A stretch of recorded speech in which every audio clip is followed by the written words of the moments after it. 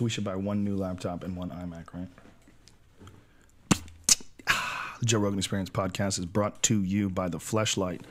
If you go to joerogan.net and click on the link for the Fleshlight and enter in the code name Rogan, you will get 15% off the #1 sex toy for men.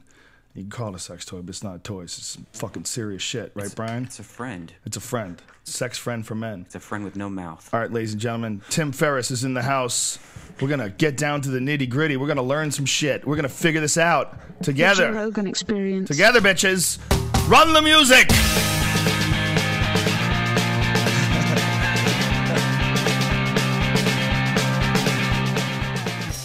The power of the internet once again manifests itself, or causes things to manifest, or whatever. Tim Ferriss is here, ladies and gentlemen. Yeah, thanks for having me. Thanks for coming, man. And a much requested man on the internet, because a lot of people really enjoy your work, and you got some fascinating theories, and you've obviously spent a lot of time breaking things down and analyzing things, and people really love that. They love when someone does the hard work. Trying to harness my OCD for something useful. Is that what it is? I don't think it's diagnosed, but I'm glad certainly when I was a kid the ADHD didn't have a prescription associated or a label with it, because I would have been thrown straight into a small cage. Yeah. I would have as well, for sure. But here's the thing, man. There's nothing wrong with you. There's nothing wrong with you at all. Why is it that people want to medicate someone for being unusual or exceptional? Yeah. Or energetic, or someone who can't sit and do boring shit. They resist the machine, so we tell them they're sick. Yeah. Because if you'll sit in some boring, monotonous class about some fucking subject you don't really give a shit about, your instincts as a 5-year-old kid or a 6-year-old kid is to run out of the room. Yeah. Or even 15, or whatever even now. That's normal. That's like, you don't want to be around shit that's not stimulating. But we're like, there's something wrong with you if you don't submit to the hive. Yeah. There's something wrong with you. Oh, you can't. What do you want to write your own books? No. You got to memorize all the shit that we wrote. We don't want you coming up with music. We don't want you figuring out movies or cartoons or starting your own comic book. Yeah. You can't call a guy who writes books like you do. You can't say you have OCD, dude. You don't got a disease. No, not at all. Neither no does one of my friends. I remember in, I think it was 3rd grade, he was one of the smarter kids in the class, and he got bored out of his mind, so he took a fork, walked over to the side of the room. The teacher was on the blackboard, and he goes, "I am the master of the universe," and he stabbed the fork into the electric outlet and shot across the room. But, so he was immediately dispelled from the class for a period of time. But he was one of the smarter kids in the class. It was just boring. Oh my and God. the class can only move as quickly as the slowest kid, and he was bored. I've done that before. I took a wire to the top outlet, and I wanted to transfer the power from the top outlet to the bottom outlet. Oh my God. I was like, why? Let me see if I could do this. And I did it, and just flew across the room. That's That what they use for explains a cooking little bit hot more. dogs at science fairs. Explains a little bit more about Brian, ladies and gentlemen. We found another link. We found another little piece of evidence. The missing puzzle. Yeah, man, school is boring as fuck. That's a big problem. A big problem that's not addressed because we figure, well, fuck it, I got out of it. They can get out of it too. I went through all that boring shit. You go through all that boring shit too. But it is the worst way to inform the mind ever. Yeah. Just make it so it sucks and it's boring and you have to get up early when you're tired and be around some uninspired fucks that are getting paid pennies to teach you this nonsense. I slept through. I honestly can say I slept through at least 80 to 90% of all of my high school years. Like my dad gave me this Camel cigarette hat that back in the day you were allowed to wear cigarette hats to school. Your and dad stuff. gave you a cigarette? Yeah, hat? he's like, some guy at work gave this to me. Do you want this? My dad doesn't smoke, and so I was like, okay. And so I wore Did my he know whole. that you smoked? No, it was before I smoked. He gave it to me. Like I wore it my whole 4 years of high school. It was kind of cool, but because no one had cigarette hats, I guess. Right. But I found the way it folded perfectly, where like if I sat like the right way, it looks like I was looking at my book, and so I mastered all through high school. But the problem is now I'm trying to learn things that I should have learned already, like the Holocaust and like the Civil War and stuff Khan like Academy. that. Have you seen Khan Academy? No. Khan Academy. It's astonishing. This gentleman who decided he wanted to teach his kids, I think it was remotely, about calculus or something like that, to help them with their schooling, and then he ended up blowing it out for the entire world, and now it has Gates support. And what some of these charter schools, the most successful charter schools, are doing is they're actually taking the lecture piece of school, which puts kids to sleep. They're assigning that as homework, and then when the kids come in, they focus on projects and experiments and actually putting what they heard and learned into practice. Pretty cool. That makes sense. That seems like a lot better approach than just sitting there with a monotone voice pointing at chalkboards and going through huge books and looking at stupid pictures. Nowadays, I think I would be pretty good at school because it would be interactive with like iPads and stuff like that. I think that's probably a lot better than it was when we went to high school. Why do you think they use iPads in classrooms? Yeah, a lot of schools school? you're given iPads. Really? Yeah, nowadays. Really? Pretty wild stuff. Yeah. That's pretty awesome. Yeah. You remember when you used to get a movie in like science class? You were so excited. Fuck yeah, a movie, man! This is gonna be good. Like you're gonna I'm gonna get some pleasure out of this, as opposed to this normal nonsense with this asshole just droning on. It was also like sex ed when no one was comfortable enough to present the material. They'd be like, all right, now we're gonna watch some like breaches. I don't think we had sex ed. I don't think I ever had sex ed. I don't think I did in Massachusetts. I don't believe they taught us sex ed. I really don't. I don't remember a goddamn thing. They didn't show that projector movie of like your body, the penis is good against the chin. Maybe they did, and I blocked it out. But I don't remember, out of my 4 years of Newton South High School, I don't remember anybody telling me anything about sex. Not a fucking peep. It was just nonsense. Just droning on. Become a part of the machine. Submit. You are a round peg. You are not a square peg. I also remember a lot of school was watching movies, and they were all made by Disney. Do you remember that? Like they would and now The Natural Forest, sponsored by Disney. You know, like absolutely. And it was like, wait, did Disney raise me back then too? Like, if you raise kids with fascinating documentaries, they would learn so much more. Yeah. I've learned so much more from documentaries. As long as it's verifiable, if it's like a legit documentary, you can get a little crazy and find some documentaries on worms, those flying worms in the air. If you're that is one of the greatest things ever. Do you know about this? No. There was a guy who was absolutely convinced that there was these things, he called them rods, and they were flying around us too fast for us to see, and that you could only capture these things on videotape, that the human eye was incapable of registering because they were going so fast, and that they looked like almost like jellyfish with winged appendages. This guy spent years and years on this shit and made documentaries about it, had a website dedicated to it, and then Monster Quest found out that these things were just video artifacts when bugs flew too close to the lens. So this guy, his whole life, he had dedicated to a video artifact. Oh, God. And he thought there was these flying tubular, like fluorescent looking, or not fluorescent, but the translucent looking things flying through the air. Imagine the stress and like obligation to society this guy felt, only to find out that it's a video artifact. He thought they were aliens. They were flying around us. We just can't register them. It's like those flares and pictures that people think are ghosts. You know, there's obvious proof what they are, but yet people still like, no, it's my spirit. How fascinating was Pinchbeck saying that ghosts were real? I didn't get raped. I didn't get raped, by the way. I wanted to put that on record. I did not. I offered the ghost to rape my ass all night. You're talking about your ghost story. Yeah, no ghost raped me that night. I had a guy on the other day was absolutely convinced that ghosts were real. He's so smart in every other way. And I'm like, wow, ghosts? Really? Like ghost stories? There is some weird stuff out there, though. Meaning, one of the reasons I ended up going to, so I went to Princeton undergrad, but one of the reasons I wanted to go, which I didn't tell people because I thought they'd make fun of me, was because of a lab called the Scientific Anomalies Laboratory. I'm not making this up. And they had statisticians, mathematicians looking at stuff like Bigfoot? Not Bigfoot. They remote had a viewing? remote viewing, exactly. So they looked at remote viewing really closely, and Professor John, who ran this entire research lab, gave his wrap-up speech before they closed, like the year I landed at school. And he was talking about, for example, with the remote viewing, for people who don't know what it is, you have a transmitter who goes out with a field team, then you have a receiver in a room with a pad of paper and a recorder. The job of the transmitter, they choose one of 5 envelopes, they get GPS coordinates, they go to that location, and then they take the imagery and they transmit it to the person who's supposed to be the receiver. And what they found with one location, is an example, the drawings came back very consistent with the best receivers, but they were at a gas station. It wasn't, I think it was a gas station. It wasn't a gas station in the picture, and they couldn't identify what it was, and it ended up being barracks that had been destroyed like 120 years ago, something like that. Pretty wild shit.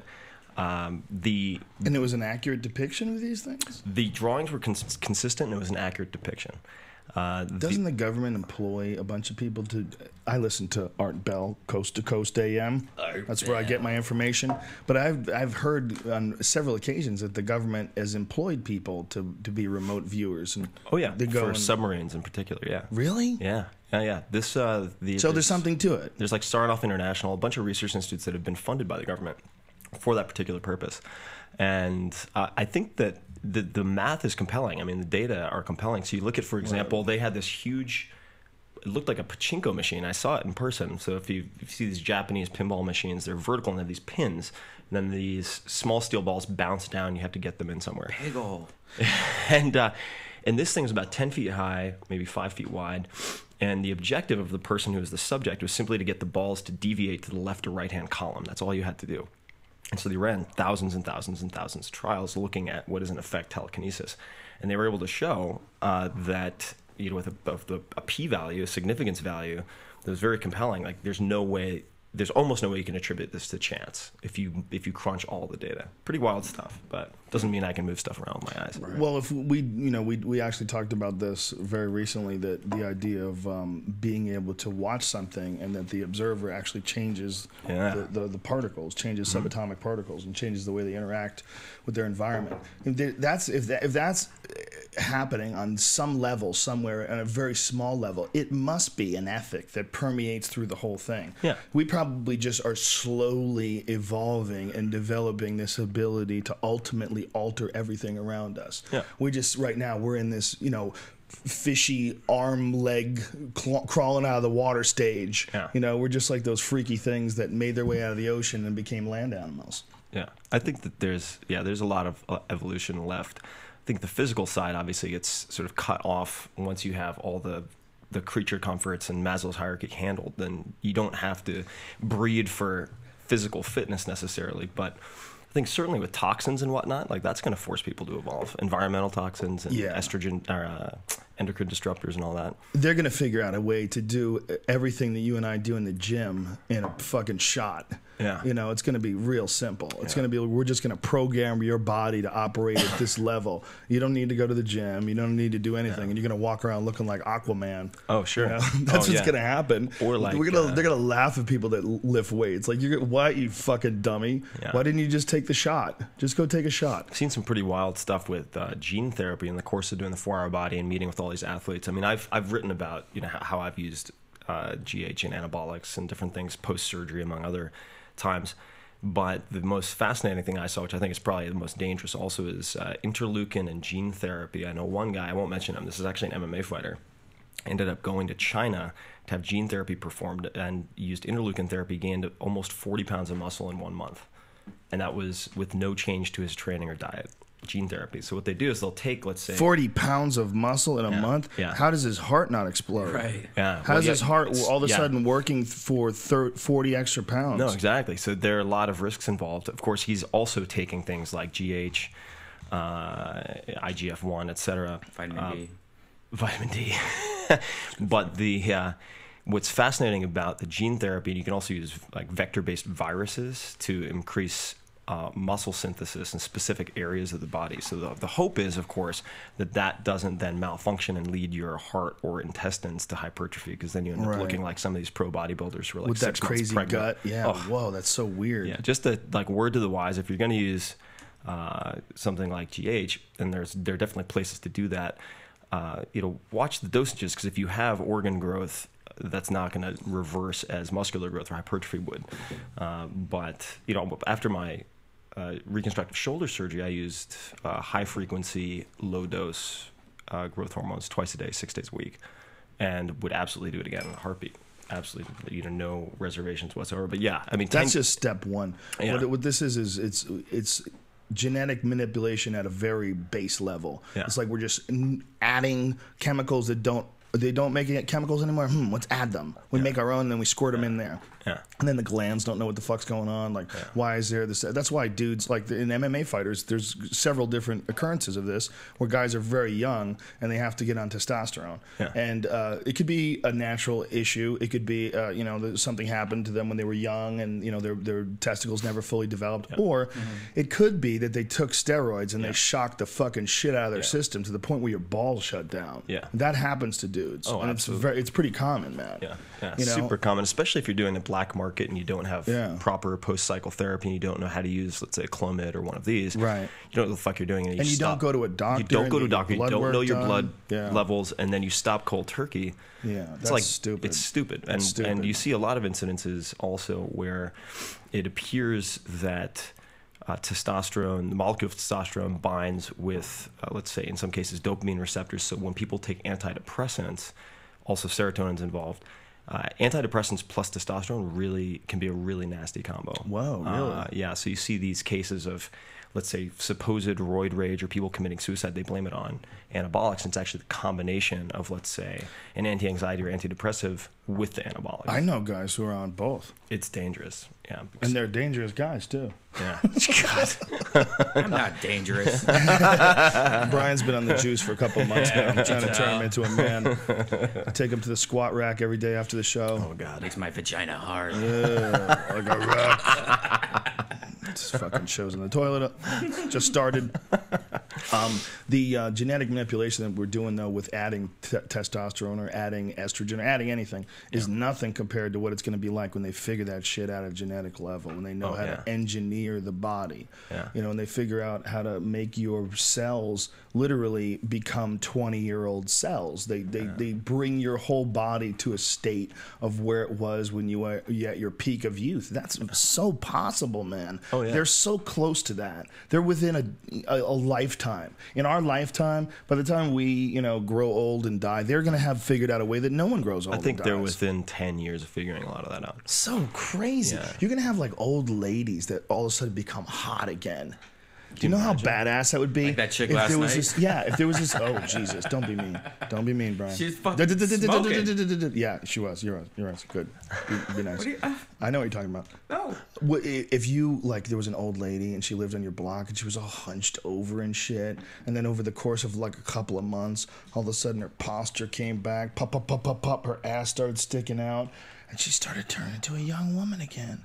She was a 50-year-old kind of semi-hot lady, and then all of a sudden the next couple of weeks she's a 40-year-old hot lady, and you're like, what the fuck is going on? It would be fine if it fixed everything. But Next thing you know, she's this 80-year-old mind, but with this hot 20-year-old body. That would be awesome. Motherfucker. Having marriages threatened from both ends of the spectrum.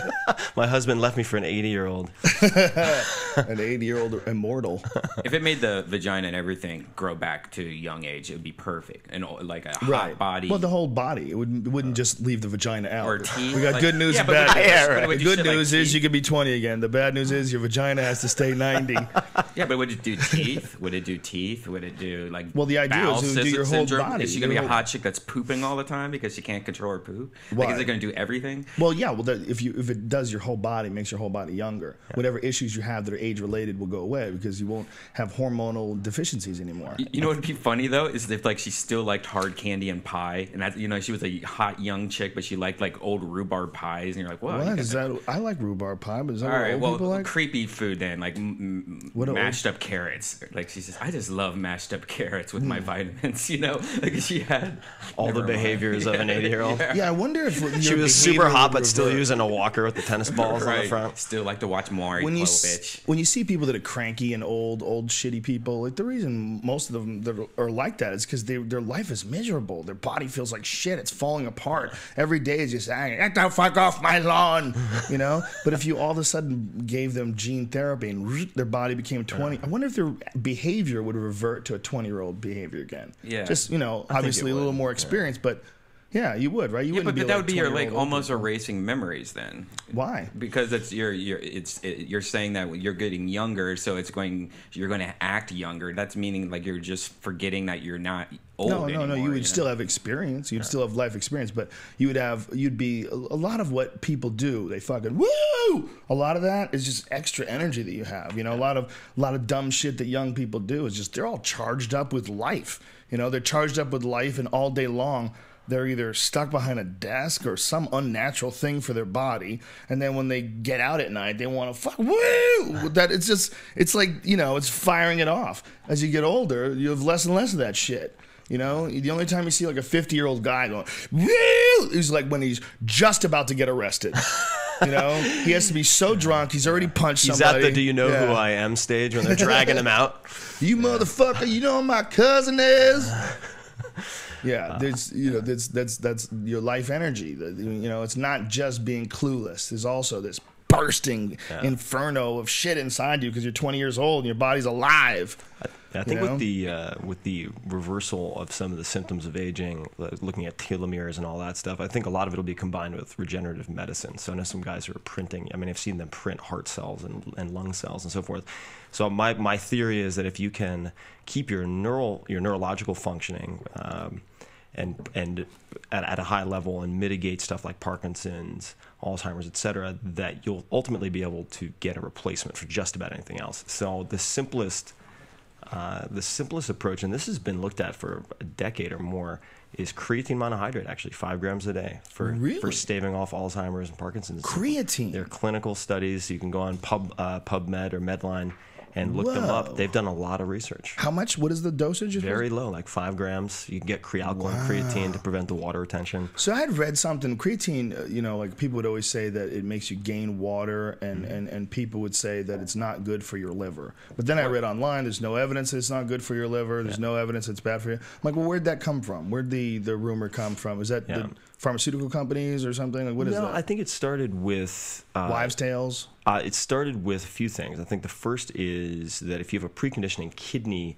problem. So it's a kidney issue? Yeah, but then here's what happens is then people substitute, let's say at one point in a forum or a thread, liver, and so you hear about the liver a lot, but it's actually not affected. Oh, I see. With the creatine, as long as you don't have renal insufficiency or some really major kidney issue, it's one of the most innocuous supplements you could take from my perspective. I really don't think it will cause much problem. I used to take that shit before Google. That's the problem. Took it before Google.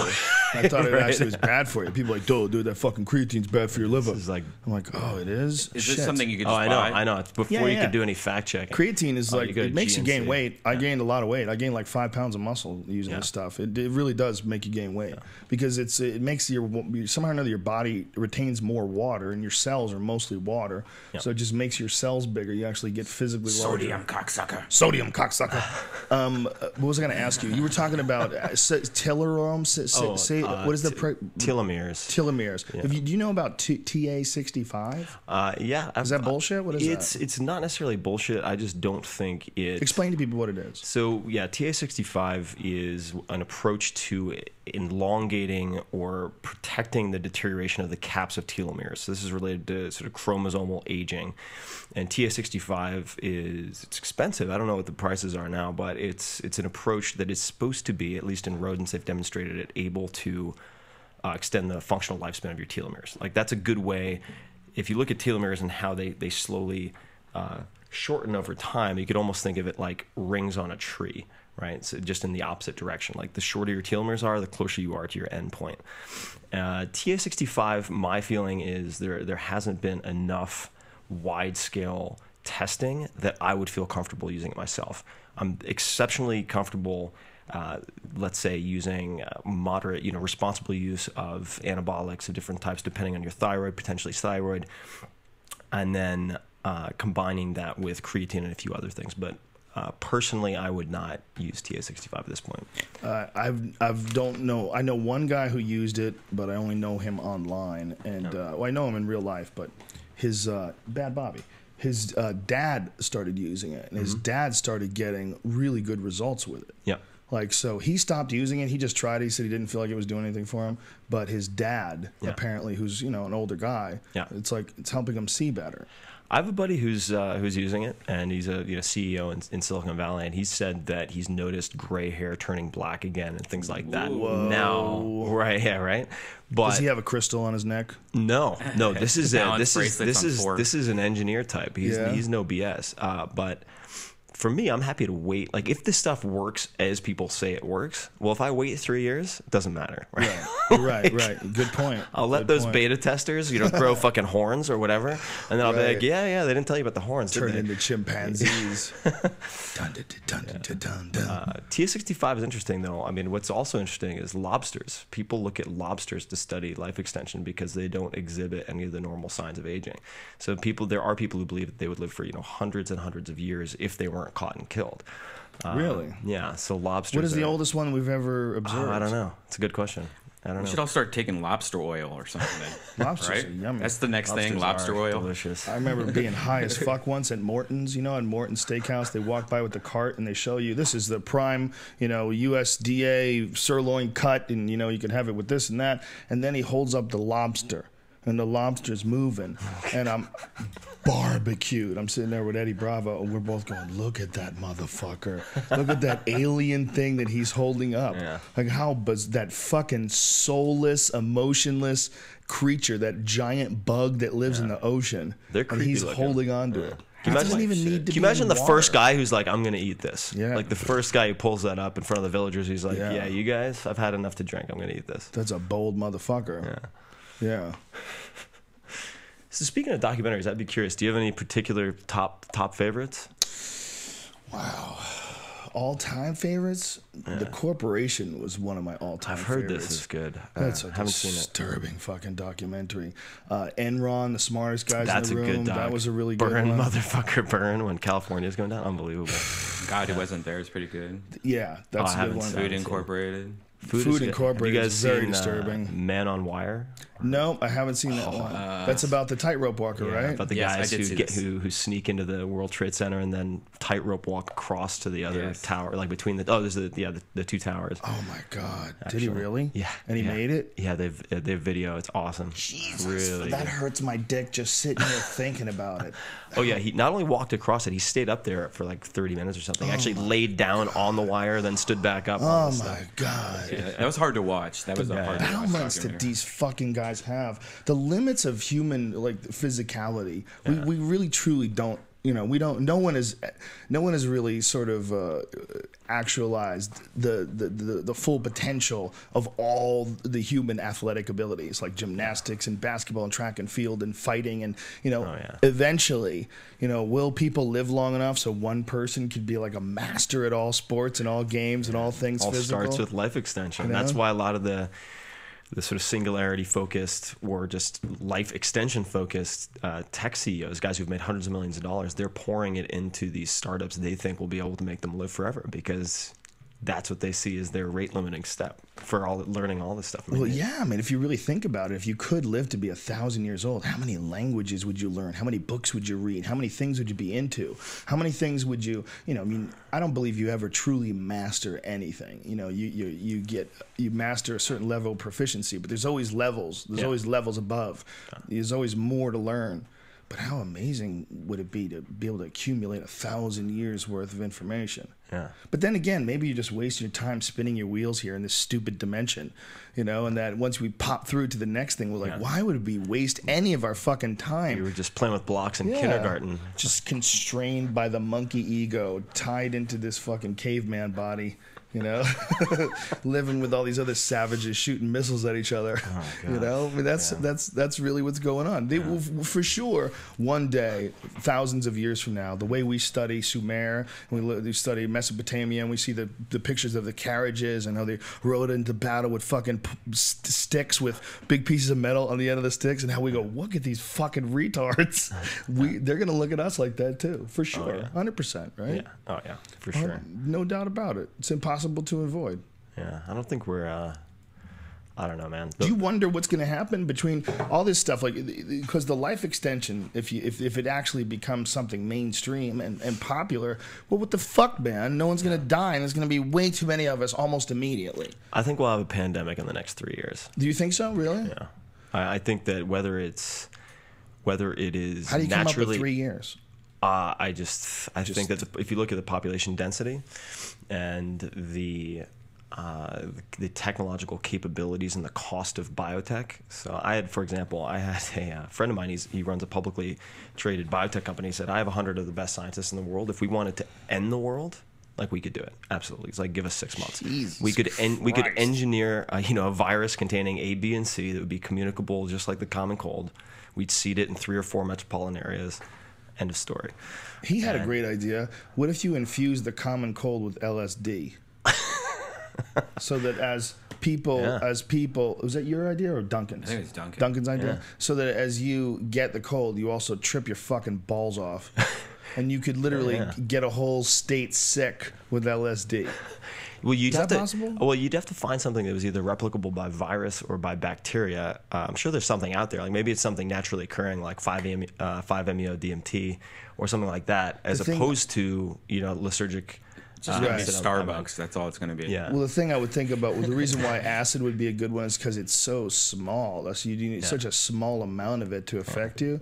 Yeah. You could do it. I think that you do need a very small amount. If you were using, let's say, 5-MeO DMT, I'd say you could get away with as little as 2 milligrams. And particularly if it self-replicates. So let's say the virus is tiny itself, but then it builds up to an active dose by replication in your body. Oh, then you just need the cedar to start. 5-MeO DMT is a crazy thing to get people sick with, though, because in acid, when you have acid, as far as I understand, you're still sort of there. Mm-hmm. The big thing about the 5-MeO DMT experience is you don't exist anymore. It's like a near-death stop experience. being there. Yeah, you go to some other place. You feel like your consciousness leaves your body and enters into some other place. So you wouldn't be paying attention to your body at all, which is really dangerous to get people sick that way. Oh yeah. Get people, if you engineered that, you engineered some sort of a cold that gets people to just drop to the ground in DMT trips. That's just rude. Yeah. Right?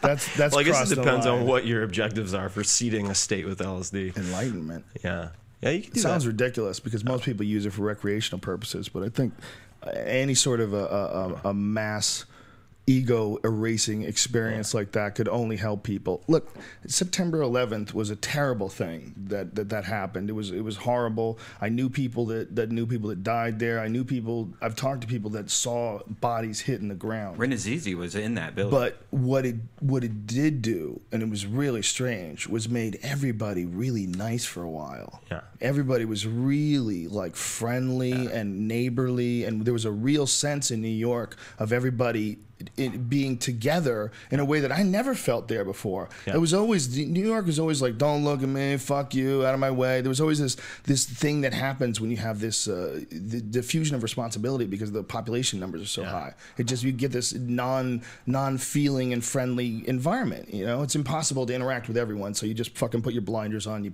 you press ahead. But that terrible experience was ego dissolving in a lot of ways, and it humbled a lot of people, and it made people appreciate life, and it made people appreciate all the people around them. And it was a fucking terrible tragedy, but what a beautiful time I had right after that tragedy in New York.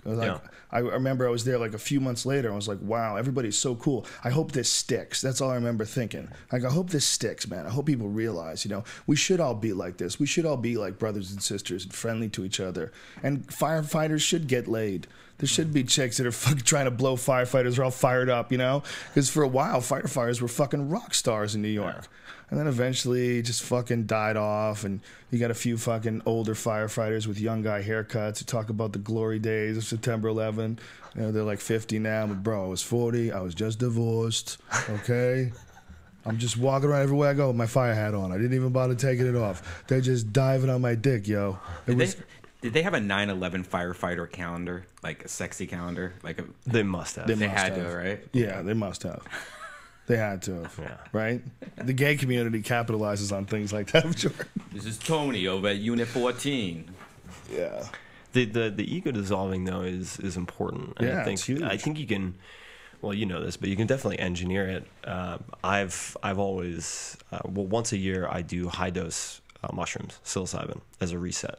It's around my birthday, at home with 2 or 3 of my closest friends. We always have a sitter. We always have somebody who's smoking pot or otherwise semi-coherent to watch people. Make sure they can handle their weed too. You don't want anybody just smoking pot by themselves. It's you, freaking out. You need a veteran, no paranoia. And but that reset really, I think, strips away the superficial layers of manufactured need and so forth, and allows you to look at problems that are very easy to overcomplicate when you intellectualize things or rationalize. So you accept whether it is a bad relationship or whatever it might be.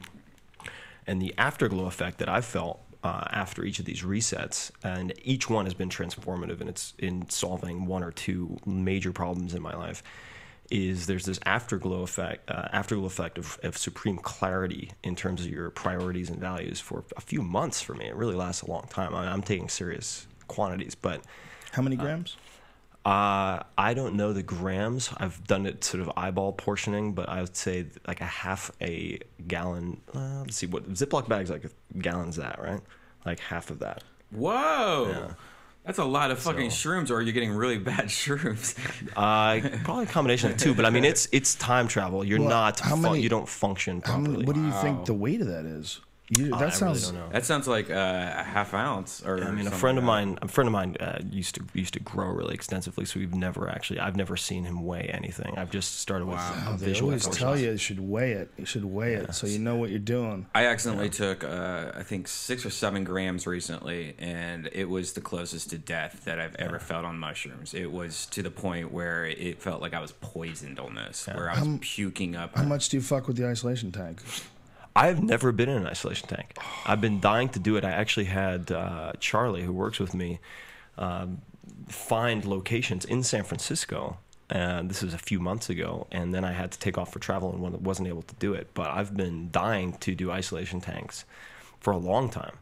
And wanted to do it extremely clear in terms of sobriety. And then I wanted to try something with visual hallucinations in the isolation tank to see. Yeah, get comfortable with the tank experience first. Go sober for sure. I always tell everybody, if you can, go sober, unless you're a marijuana Jedi. Yeah. Unless you're just one of those dudes that gets high and does everything. And I'm like, go ahead, go in there, get in there. It's not going to hurt you. Yeah. But if you're just like a regular dude who works a regular job and doesn't get high all day, every day, go sober, I always say. And then when you do it, you got to get comfortable with the experience to get good at it. And by get good at it, there's certain things in life that take a while to get used to, like jiu-jitsu, for example. Yeah. You know, you're fucking getting in there and wrestling full blast with other grown men. You're sweating in each other's eyes. Dudes will be on top of you and their armpit sweat will drip in your face. And you just deal with that because that's a part of jiu-jitsu. And it's one of those things where once you've been doing jiu-jitsu for 10 years, when you get on the mat and you just, you tap hands with people and you start sparring, it's a normal thing because you're so used to this weird, fucked up experience. And you put yourself in this sort of Zen state, even though this is a bizarre experience for most people. Yeah. Well, the tank in that it's so alien that this time where your body doesn't move at all is so bizarre to you. Like we're constantly shifting our weight, even when we sleep. We're moving around. We're reacting to gravity. We're reacting to the pillow on our neck. You're always there's input that's coming in.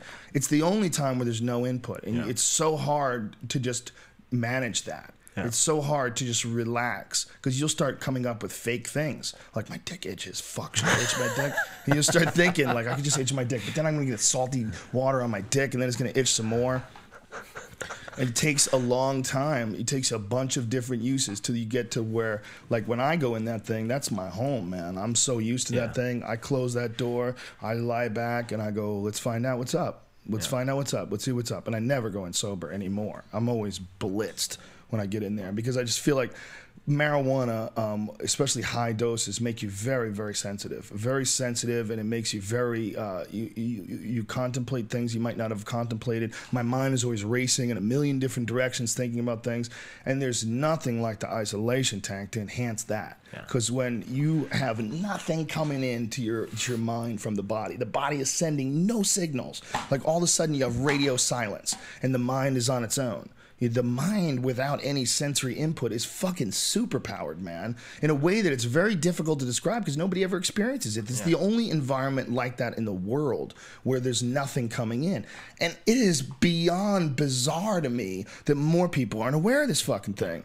I mean, I've been talking about it for years. We put videos up about it, and people come to me about it, and they ask me, like, dude, tell me about the isolation tank. I'm like, how could I possibly be an expert in this fucking thing? All right, all I am is just some dude who has one who uses it. How are there not scientists that are studying the benefits of this shit and pushing it to everyone as stress relief, as a clarity device, as a device for objective reasoning and thinking and creativity? Every artist should have one. Every athlete should have one. Every fighter should have one. Anybody where you need deep, intense thought without distraction, you don't even fucking know what that is until you get in that isolation tank. You got to get in there. That's why I've been pestering the shit out of you to see it. I've never actually even seen one. You've never seen one? Well, mine's different than any one you've ever seen because mine's a custom-made one by Float Labs. There's one company in Venice that makes the very best in the world. They're floatlabs.com. No question about it. They make the best equipment. And the guy Crash, who builds it, is a freak. He's the mad scientist of isolation tanks. He's actually come up with this new device. You would love this guy.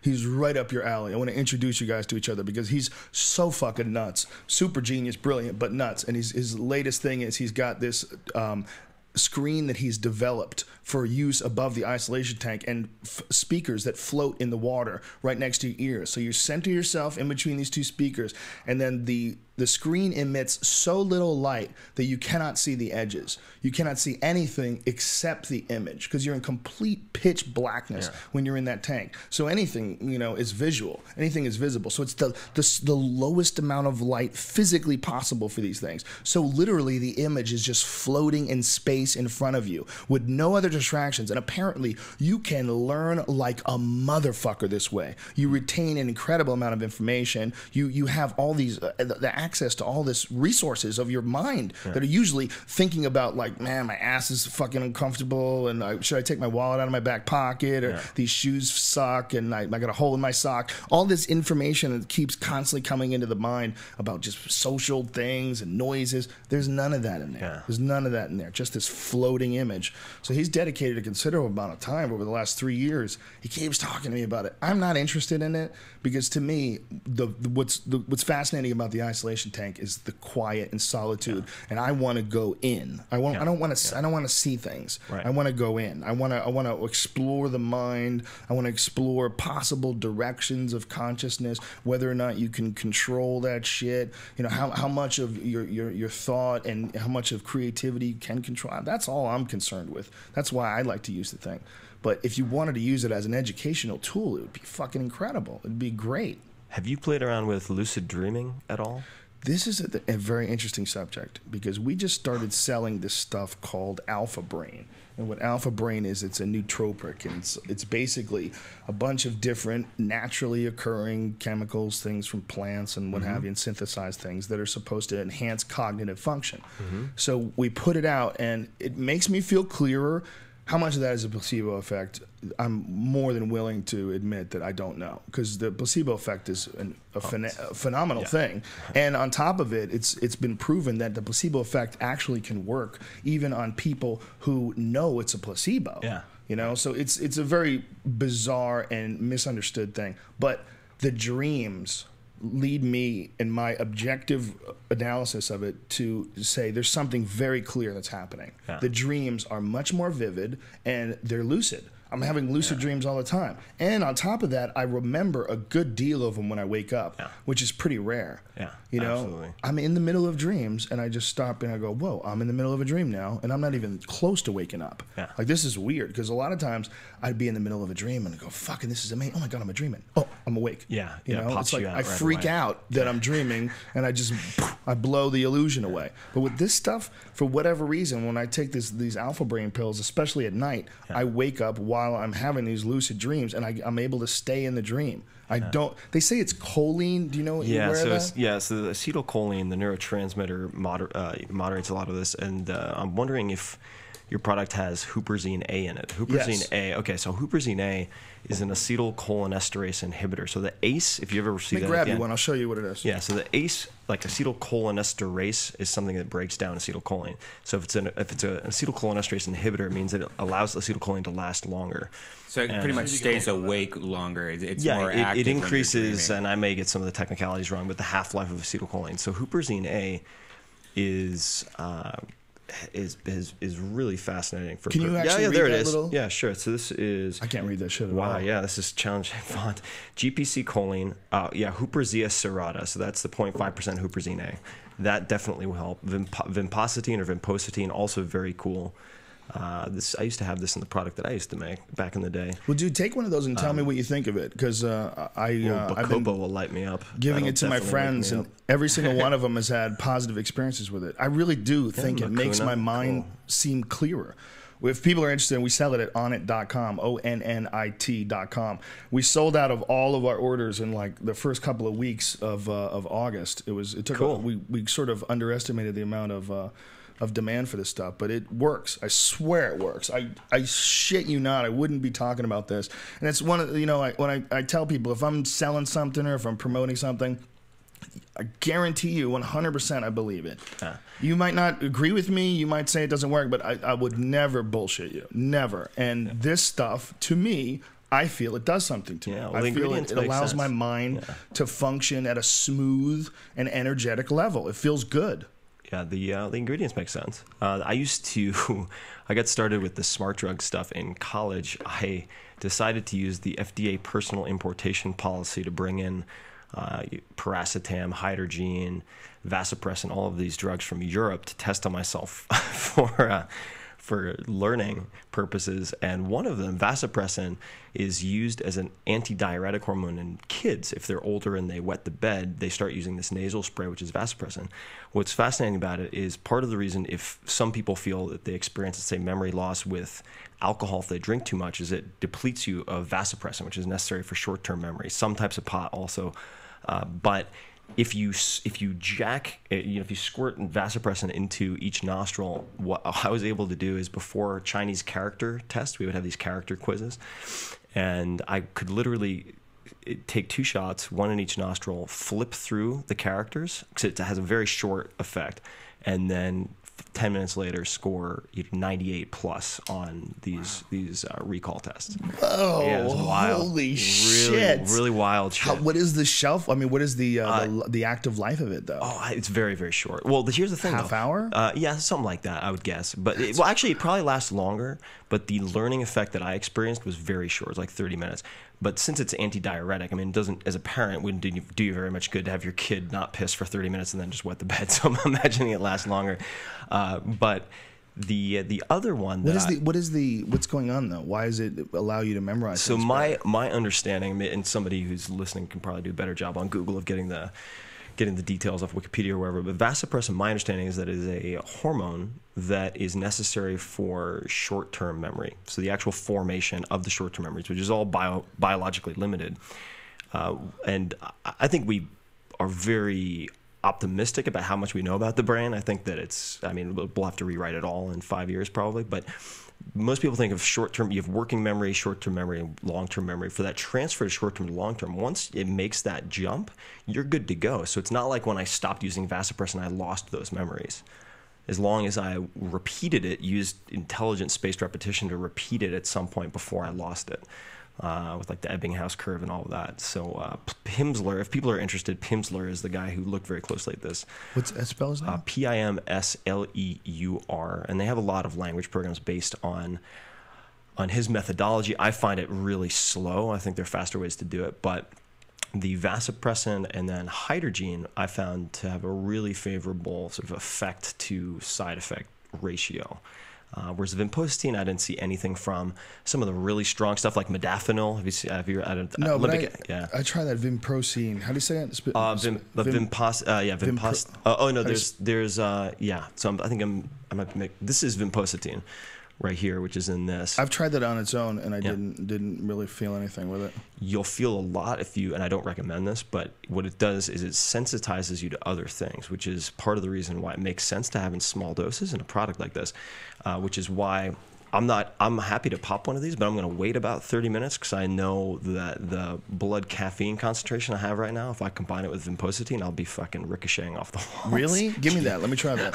Yeah, I want one. Let's try it. Let's see what happens. That's so. I wish I could be like you. I wish because you seem like you have everything exactly planned out. You know what this will happen to your body. Well, you seem so in touch with your body that you know everything. Brian, listen, I love you, but you're a man-child.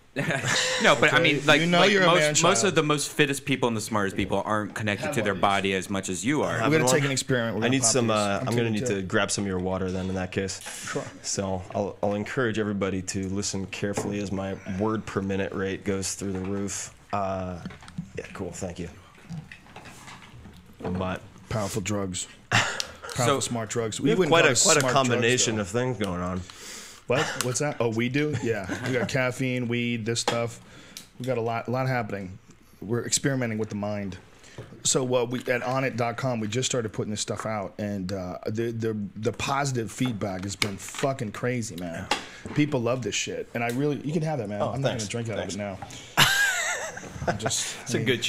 You're a nice guy, I've done a lot to myself. Yeah, you traveled all over the world, dude. Who knows what kind of exotic shit you brought back with you?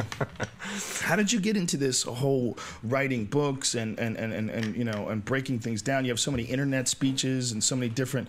I mean, I saw a fascinating one that you did on dating that I thought was very frank and honest, and you know, it was like you had a really great analysis, and the analysis was that you don't put all your eggs in one basket in your life. You don't judge your own self-worth by one singular thing, and that's why you said you're invested in athletics and knowledge and experience, and you have a bunch of different things you're interested in. So if something happens and some chance of fate, one thing goes wrong, you're not devastated. You're still an accomplished human being in all these different areas.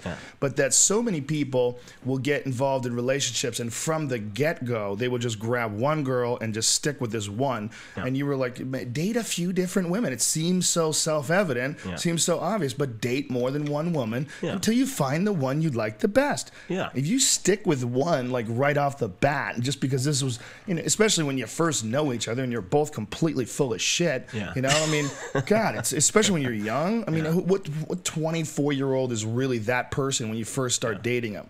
And especially guys, we're completely full of shit when we first start dating a chick. We want them to like us, we're on our best behavior, and then we slowly let our real personality come out. You know, and I think you know, your advice was something that a lot of people wouldn't say, because it makes you seem like you're a player, or it makes you seem like you're trying to be a sleazy guy. You know, look, guys, I'm going to show you how to get laid. This is how it goes. Number one, what you going to do? Date other chicks, man. What the fuck, bro? Why cut yourself short, bro? But you're saying exactly what that guy's saying, but you're saying in a sense, an intelligent way, you've analyzed a situation. He said, well, there's a clear way to eliminate a lot of the problems that people run into, and this is one of them.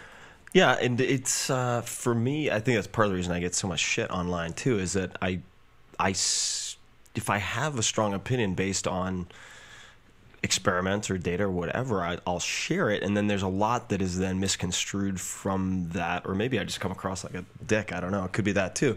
But the way this all started was I can help you there. Okay. You don't come across like a dick at all. This is what you come across like. You come across like a confident guy who's smarter than me. You know, and when I hear a guy talk like that, I'm like, oh, here's a guy that is well-read, knows a bunch of different fucking languages, thinks of things and then goes after them, enjoys learning and information, travels the world. That makes me uncomfortable. That makes me uncomfortable. And then you say date a bunch of different women. Oh, you fucking piece of shit. They're looking for something to be wrong with you. That's what it is. I mean, I'm not blowing smoke up your ass, but you're a young, smart guy with a lot of interest, and that makes people upset. And if you try to put logic and attach logic to anything that involves men and women in relationships, people will call you a piece of shit, or a chauvinist, or, you know, or a player. You know, that's what it is. Oh, poor guy's trying to get laid. What's the fuck? What happened there? Isn't that what everybody's trying to do? Isn't that why you're selling me fucking cars with, you know, chicks in bikinis straddled on the hood? What are you selling me here, man? You're selling me pussy.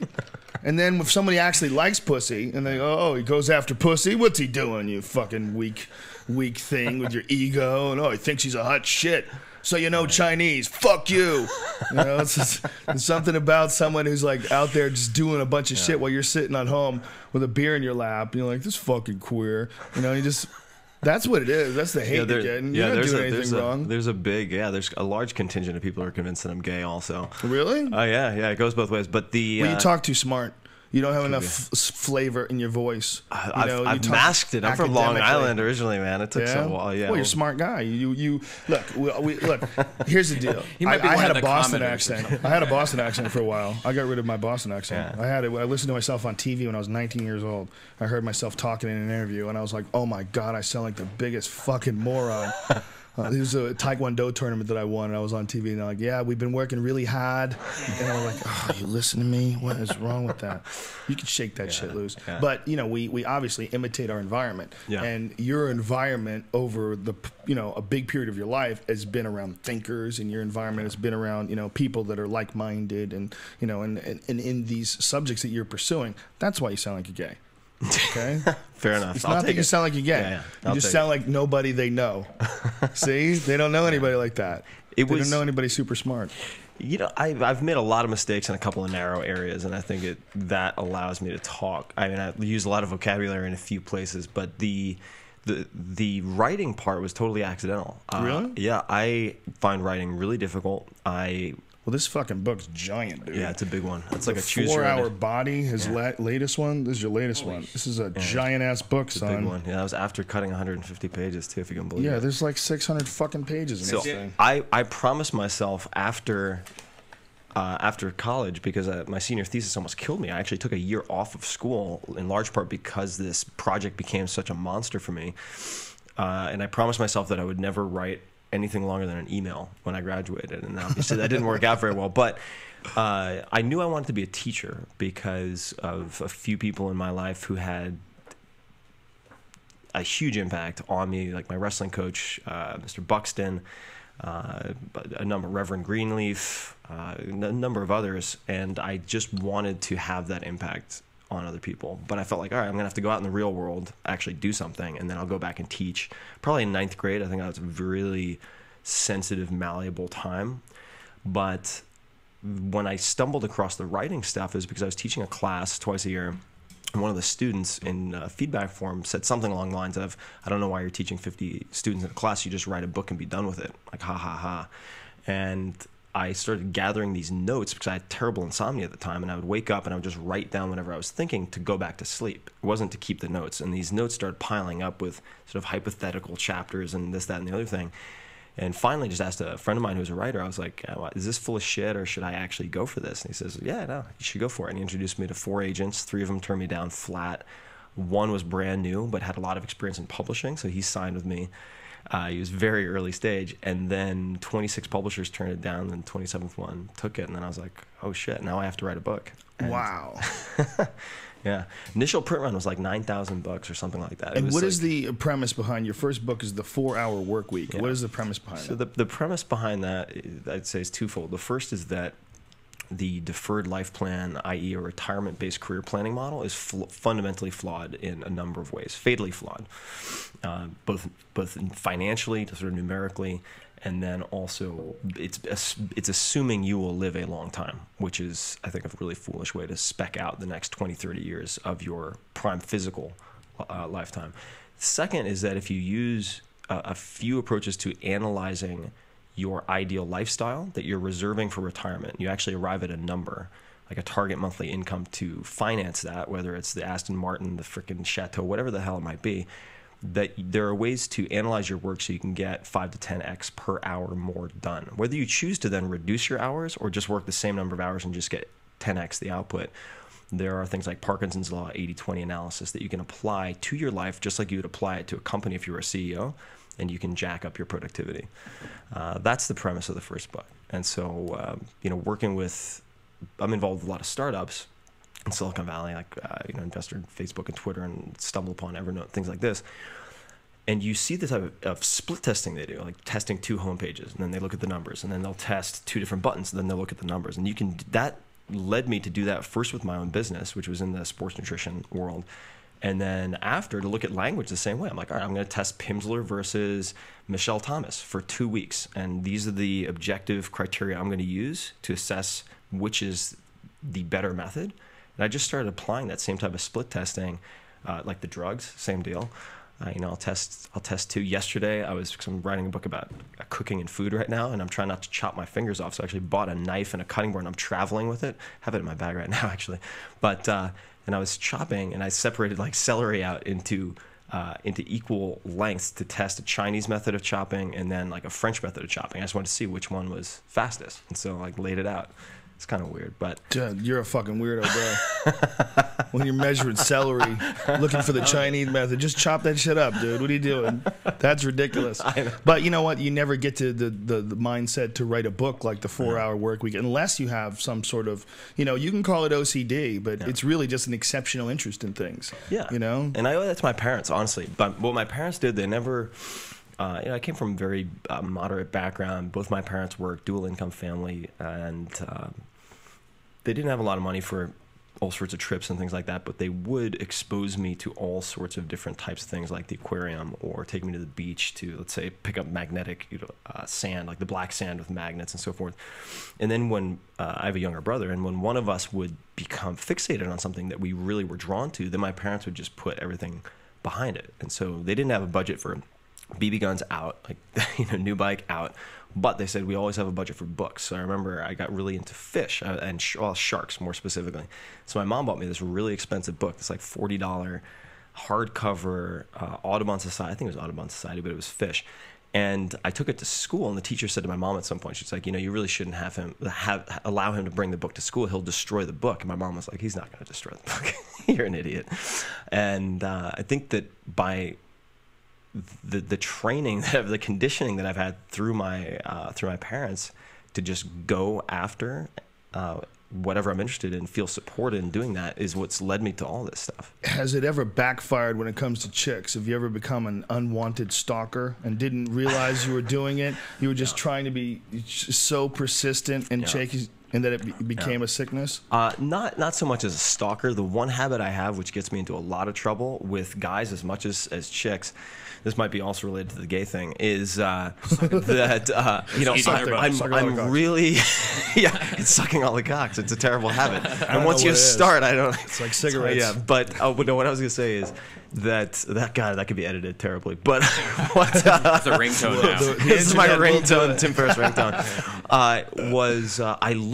I'm fascinated by people. And so I'll look at them, and so if I'm looking at, let's say, an attractive girl across the bar, and she's like smiling, and okay, cool, I go from like flirty eye contact to creepy eye contact really quickly, and it doesn't register with me because I'm just fascinated by like looking a at people. I do that scientist, too. and they think you're a killer. They think I'm a serial killer, yeah. But you're just a scientist. I'm just fascinated by visual stimuli. Me too. Yeah. I do the same shit. Yeah. You sound like you're high when you're not high. I might be kind of high.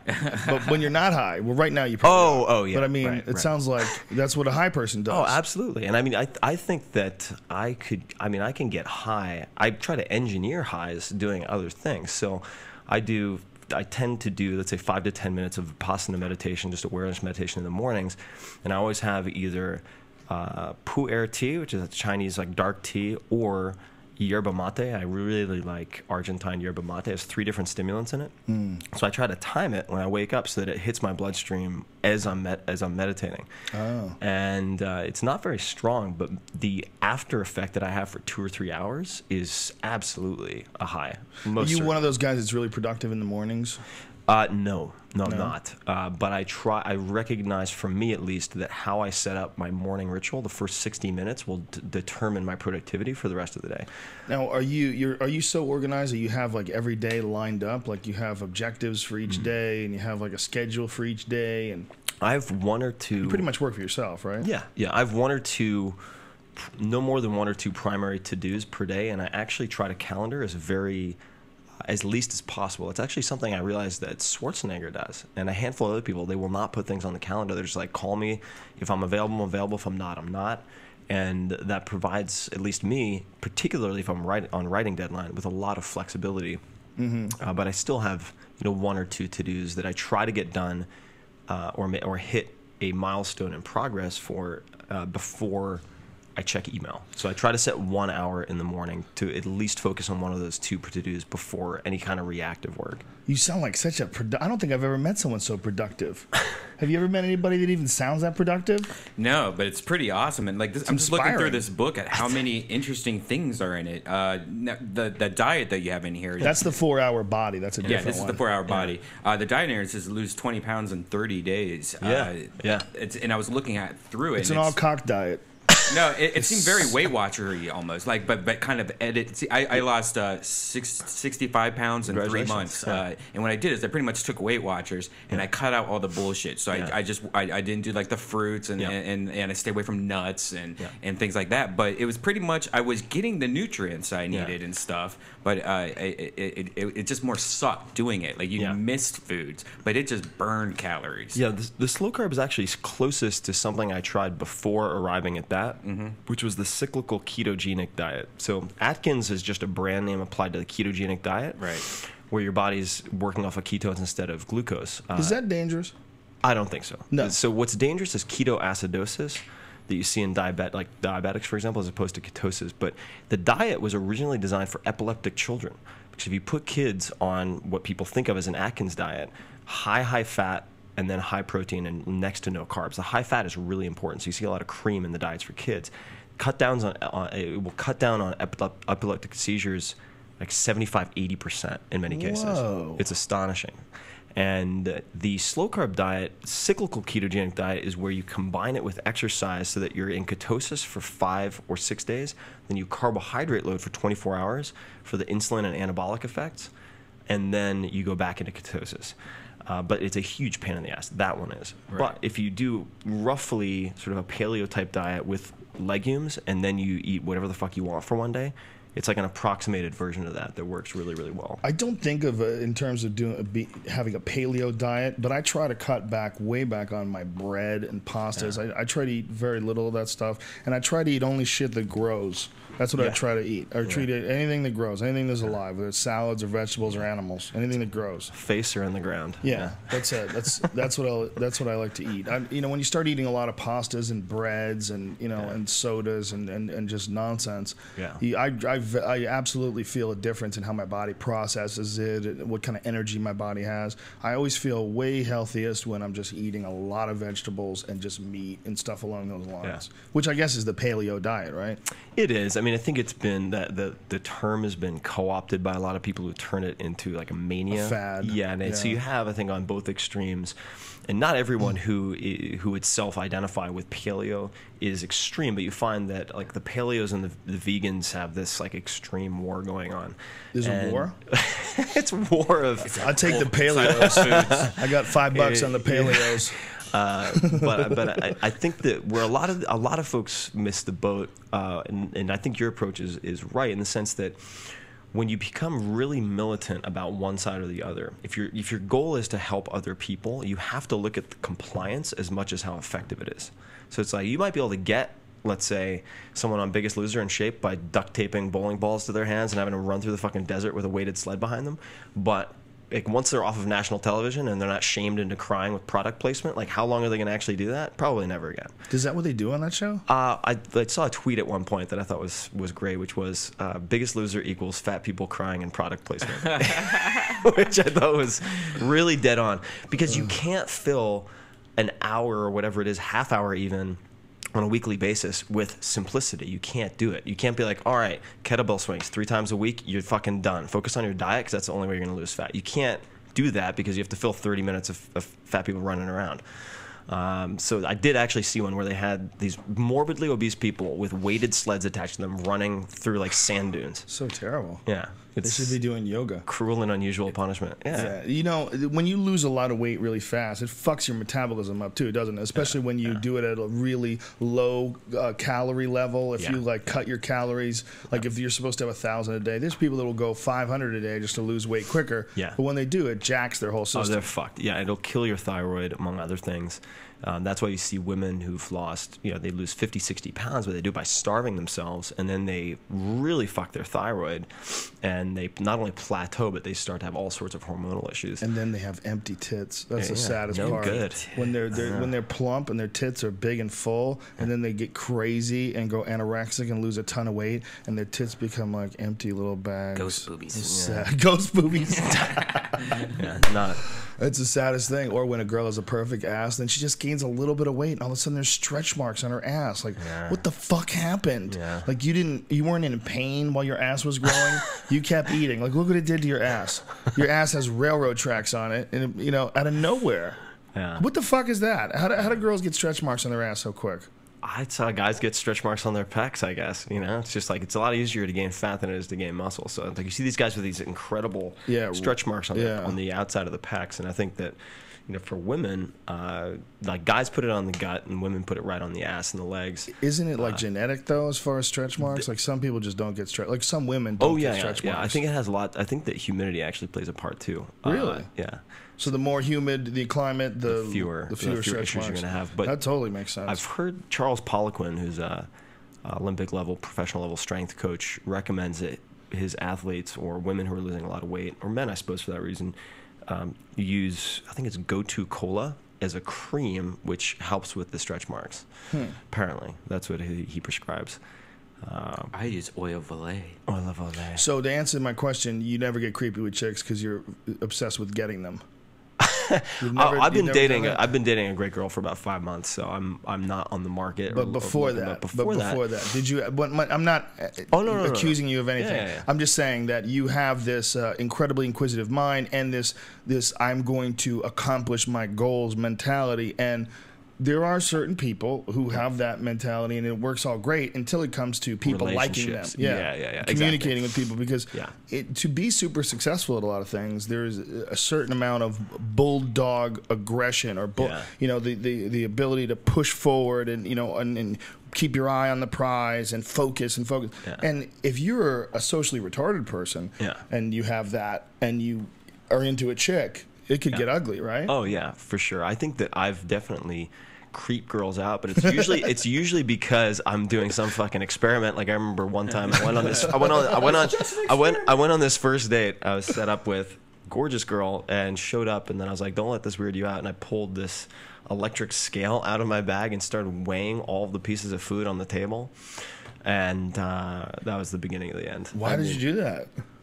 Because I was trying to prove that the calories in, calories out model as co-opted by nutritionists is totally inaccurate. They don't understand thermodynamics. So what I was doing is eating 6.8 times my resting metabolic rate, like what you're supposed to need to maintain weight on a daily basis. I ate 7 times that in about 12 hours. And to show that I could prevent myself from getting fat even if I ate that way. So to clock in later with lower body fat, like 2 days later. And so I was weighing all my food so that I could do an accurate calorie count later. So if I had whatever amount of cheese, I wanted to know how many grams that was, so later I could do the multiplication and do all the adding. So your contention is that it's based on a weight to energy to, like, I don't understand. No. So what are they wrong about? What they're wrong about is they'll say, all right, you have calories in, eating, and then you have calories out, exercise. So that's your balance. In reality, there are many different ways you can get rid of calories besides exercise. Stress, heat. So if you put yourself in cold, so Ray, who's one of the NASA scientists in the book, he tripled his fat loss by using cold treatments, where they're like cold showers, or I use ice baths. Tripled his rate of fat loss. I mean, that's the equivalent. That's the equivalent of taking like methamphetamine. But wait a minute. How do you do that? What do? You just get in a cold shower every day and you lose fat? Yeah. How long do you got to be in that shower? Oh, I do like a few minutes. I mean, very short. And I actually and that makes you lose fat. Yeah, I prefer. It triggers a hormone that I think people are going to be hearing a lot more about in the next few years, probably the next 1 or 2 years. Adiponectin. Most people have never heard of this. Improves, among other, insulin sensitivity, but also the rate of fat loss. And cold triggers this. Also triggers luteinizing hormone, which you of course see in your blood panel when you do testing looking at testosterone, which I think is the primary driver behind sex drive. So if you're able to jack up your LH, you want to go hump a corner. It's really pretty awesome. But so cold showers make you horny? Yeah, if you take like an ice bath. So it's the opposite of what they always told us. Well, it'll definitely make you look like less of Ron Jeremy, but with an ice bath. But the the intermediate and longer term effects, yeah, higher sex drive, absolutely. That's incredible, because that's what they always say, right? Take a cold shower and it cools you off if you're horny. Yeah. But in fact, it just makes you harder. It'll make you, you'll need some recovery time for taking an ice bath. I like an ice bath up to like mid chest. Okay, so when you like need recovery time, 20 pounds of ice. How much recovery time do you need before you're ready to rock? 20 minutes. 20 minutes. Yeah, you're good. Do you have to get in any warm water to rejuvenate, or? I would take a hot shower afterwards. I would actually take a hot shower beforehand. So there's something called contrast therapy that the East Germans used to use, where you take, for example, a very hot shower so that the blood vessels dilate in an area. This is after sports, so I started using this for sports stuff. I have all sorts of back injuries, so I do hot on the back and then go right into the ice bath, and that would hyper constrict it. And then you get out and you do the hot shower to finish, and that's supposed to help flush out debris and damaged tissue and so forth. It really works. It's amazing. It's like an extra 2 days of recovery. Hot and cold therapy, and they used to do that back for injuries a long time ago in the 80s. I tore my sartorius muscle. Ow. Yeah, it was a big one too, because this was the third year that I was defending the state championship in Taekwondo, and I couldn't do any sparring. I couldn't kick the bag. I used to have the only thing I could do was throw kicks in a swimming pool. Yeah, and I had a bunch of different therapies to fix that, and one of the big ones was getting a hot bath and then plunge right into a bath full of ice cubes. Yeah, it was crazy. Sartorius is a gnarly one. Yeah, it was bad. It was a bad tear. It went right up to the hip. Yeah, you're doing Taekwondo. You're whipping your legs around these crazy, unnatural motions with all this torque. There's an amazing amount of torque, especially you get really good and really flexible. Yeah. And then, I was really young too, and your body, when you're like 17, 18 years old, it just has some elasticity to it. It springs and whips, so you generate so much force, you can rip things apart. I tore my ACL, tore my sartorius, ripped rib cartilage. Oh god. I haven't torn my sartorius. Hamstring is the worst leg muscular and connective tissue issues that I've had. I did it once so bad my whole leg was black and blue. I popped, and then the rest of my leg, like from my balls all the way down to like below my knee, was total black and blue, like I got shot. That's terrible. There's a guy I know, he lives actually around here, Scott Mendelson. He's broken 9 records in the bench press, world records. The guy can bench about 1,200 pounds, I'm not kidding. And Christ. I've seen him do warm-ups with 5 plates on either side, just like somebody would use an empty bar. And he's a huge guy, no big surprise there. It's like the last time I saw him, he was 320 and had a 6-pack, to give you an idea. But when people don't realize, when you start handling those types of weights, you're using your legs in a major way, even for the bench press. And so I remember seeing him at one point, and he was hobbling around. He showed me his leg. He tore his entire quad, which is like it's like twice the size of my torso, doing the bench press. So his entire quad was just black. ripped off of his it was just bone. Completely black. It looked like, I'm sure what your leg looked like. Yeah, muscle tears are a motherfucker, man. They take a long time. They do, yeah. I'm so careful as I get older about warming up and and getting really loose before I do anything. That has helped me so much, man. Yeah, have you done any of the rolling, like lacrosse balls or foam rollers? Yeah, those are great. I find there's really a deep helpful. tissue guy that I go to that just fucking hurts like hell, man. And it's a dude, which is uncomfortable, because I always used to go and get deep tissue massages from chicks, but then I started getting real sports massages from someone who's a strength coach at Purdue, and like he's legit, and he breaks your shit down, dude. It's fucking painful. He has all these emotion things he does too. He stretches you in all different range of motions while he's like just digging elbows into the muscle. It's fucking. You want to tap out left and right. It gets pretty rough. Sounds like ART. Does he ever mention that? Yeah. That is fucking painful. Yeah, it's painful, but it's fucking amazing. It allows you to go back to training like much quicker. Just there's all sorts of different things that we don't like to do that are uncomfortable, like the ice baths and like this kind of shit. But God, when you do them, it's so important. Makes a big difference. Fucking huge. Other thing I found to help a lot with muscular injuries is either arnica, or this is an actual topical. Homeopathic stuff? Arnica? Yeah, so the arnica can be homeopathic. What I prefer, I have a lot of issues with most of homeopathy, but the Traumeal is a product that you can get at Whole Foods, and it's Traumeel, and it is astonishingly effective. I don't know exactly the mechanism of action, but it really works for like musculo connective issues. Oh, it's fantastic. Like helps heal them? Or? Yeah, really? Like the speed of healing. So how do you spell this stuff for people out there? Yeah, Traumeel, and you can get both ingestible and topical. If you have a serious, like if I have an acute injury, I had one recently. A few months ago in the hamstring, went immediately to Whole Foods, got a bunch of bags of ice for an ice bath, and bought a bunch of Traumeal and like high dose of vitamin C and a few other things to immediately sort of try to address the short-term inflammation, because I was at a certification for CrossFit endurance and I had to do the second session the next day, and I wanted to do the session the next day. How did you do it with a blown hamstring? It was like a partial strain, I would say. Certainly wasn't any type of severe tear, but it was enough that I was hobbling around after a few hours. And if you feel it that day, you know what I mean? Like you're really going to feel it the next day. But I worked with the ice, Traumeal, contrast therapy, and was able to go the next day. I wasn't 100%, but I was able to actually do a running cert. Well, it must not have been that big of an injury, because I got to assume that would fuck you up for quite a while if it really was. I mean, there's nothing that's going to make you heal overnight, right? No, not overnight. But that stuff you believe it helps. What you can do, it does help long term. In this particular case, my concern was just addressing the inflammation and stiffness so I could train the next day. The following week, yeah, it was a mess because I took an injury and then built on top of it. Oh, so it became worse? Yeah, but in that case, I was willing to do it because I just wanted to finish the cert, and I was in Colorado, so...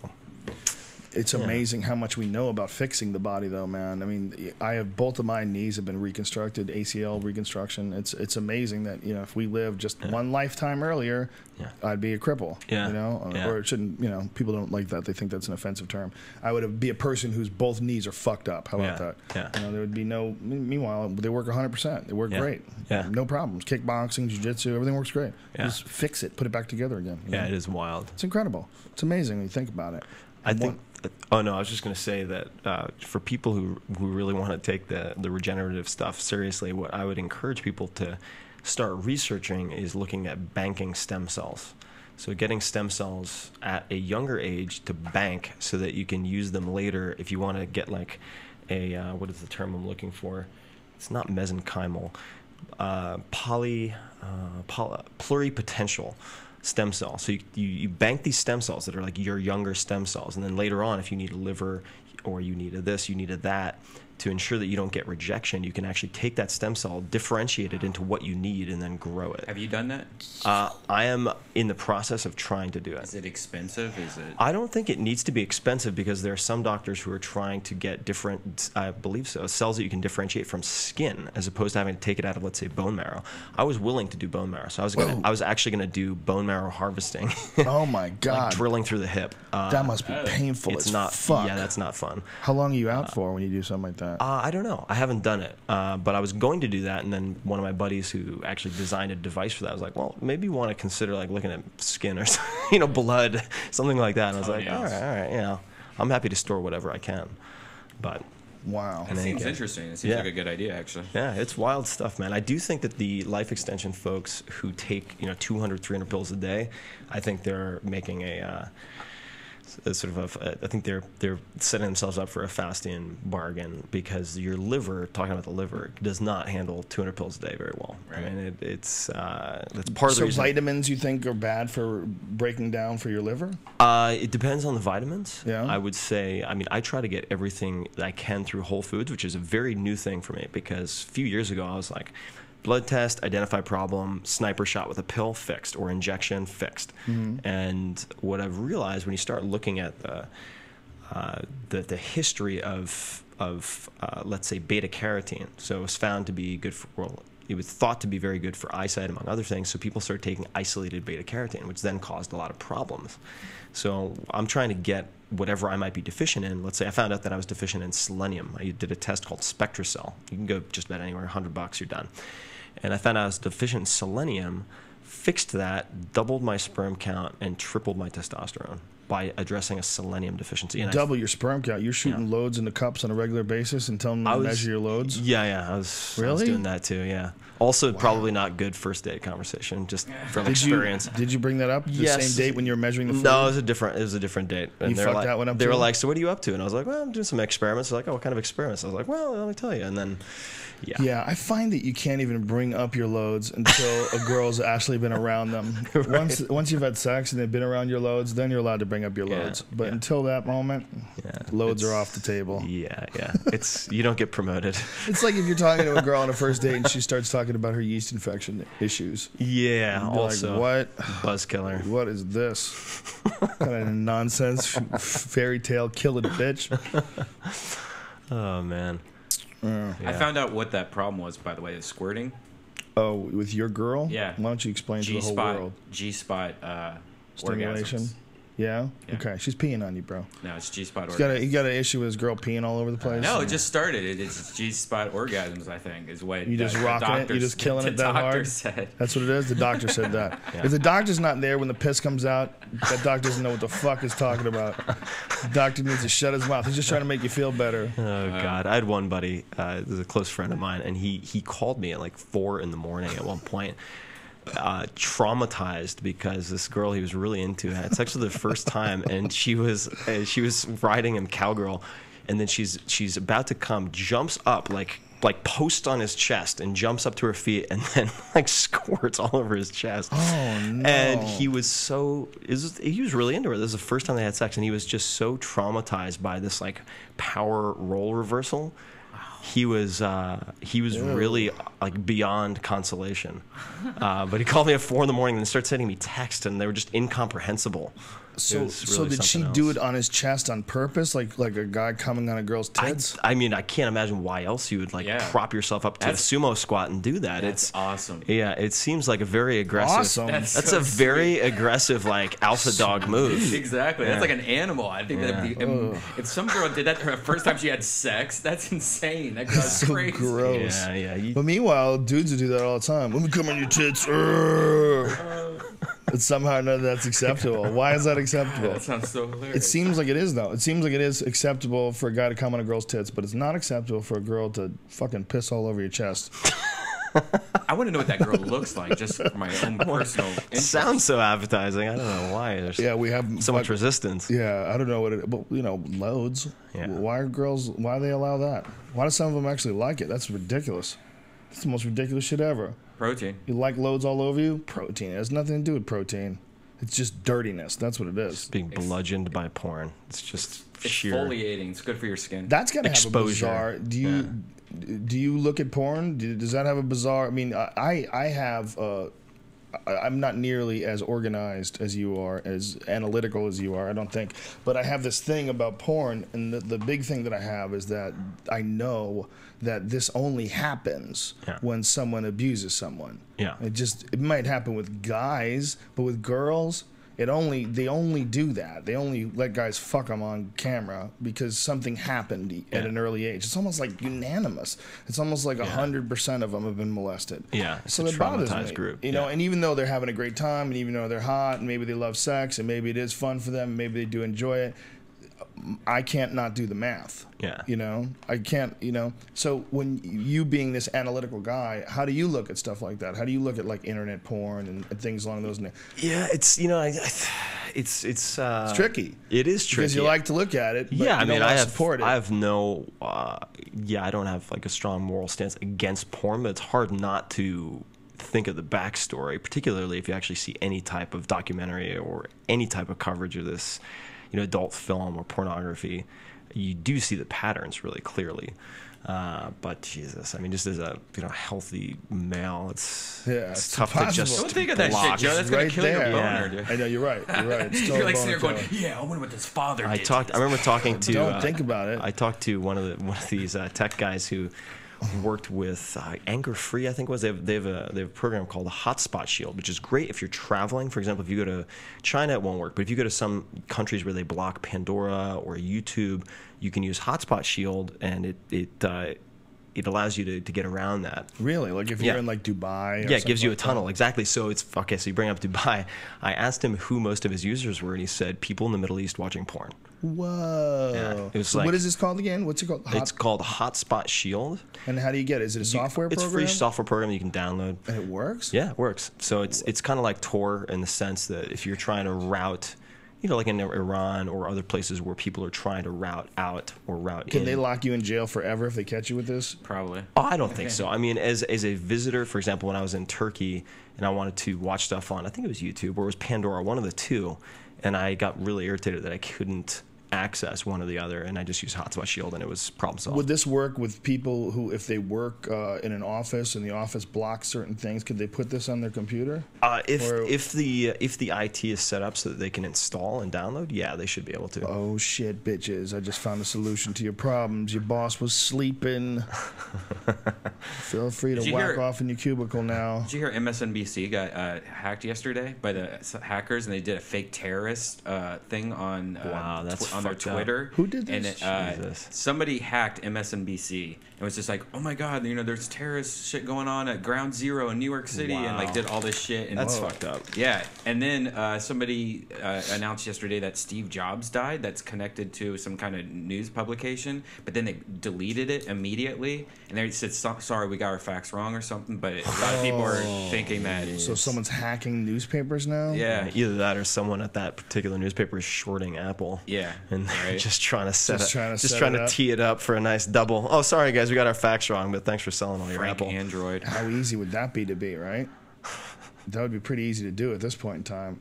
People are just waiting for the story of Jobs being dead. Oh yeah. Did you see the photo of him where he's kind of wearing this black dress looking thing? No. And he looks like he weighs like 90 pounds. Yeah, everyone at the Apple store is like, that's Photoshop. That's not real. Like they're defending his boss like King B. What is a guy like that? There's clear evidence that no matter how much money you have, there's only a certain amount you can do for your health. Yeah. There's only a certain amount. Do you attribute when you see a guy that's got that's sick like that? And I've talked before about a girlfriend that I had who had a great boss who was a really nice guy who had massive cancer at 50 and was dead like that. And it was a guy who worked for a studio, and he had an incredibly stressful job, just constant every day, 6-7 days a week, all day long. And he made a good living because of it, but the guy just lived in a hurricane. Yeah. Do you think that has a direct result on physical health? I think it has to, because elevated cortisol, you have interrupted sleep. I think it has to have a direct impact on just about everything. Part of the problem with looking at studies that try to look at or disprove the correlation between stress and cancer is that a lot of these people define stress differently. But I would think that in addition to those types of stresses, which are definitely biochemical events, carbohydrate intake.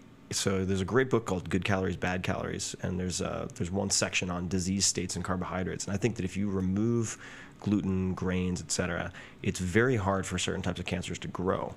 Really? Yeah, and I remember at one point, one of my close friends, young woman, had been diagnosed with, I think it was cervical cancer, and spoke with this doctor who presented at TED, William Lee, L.I., and he actually has a white and green tea blend that selectively inhibits blood cell growth in cancer tissue. How cool is that? Whoa. So, yeah, obviously, if the cancer can't get nutrients, can't get blood, then it dies. And so I consume that tea as a preventative measure, and I also obviously cut out the refined carbohydrates 6 days a week. Then I go ballistic. One day a week you have a cheat day? Nice. Ice cream, whatever the fuck you want. Whatever I want. And that's a smart move.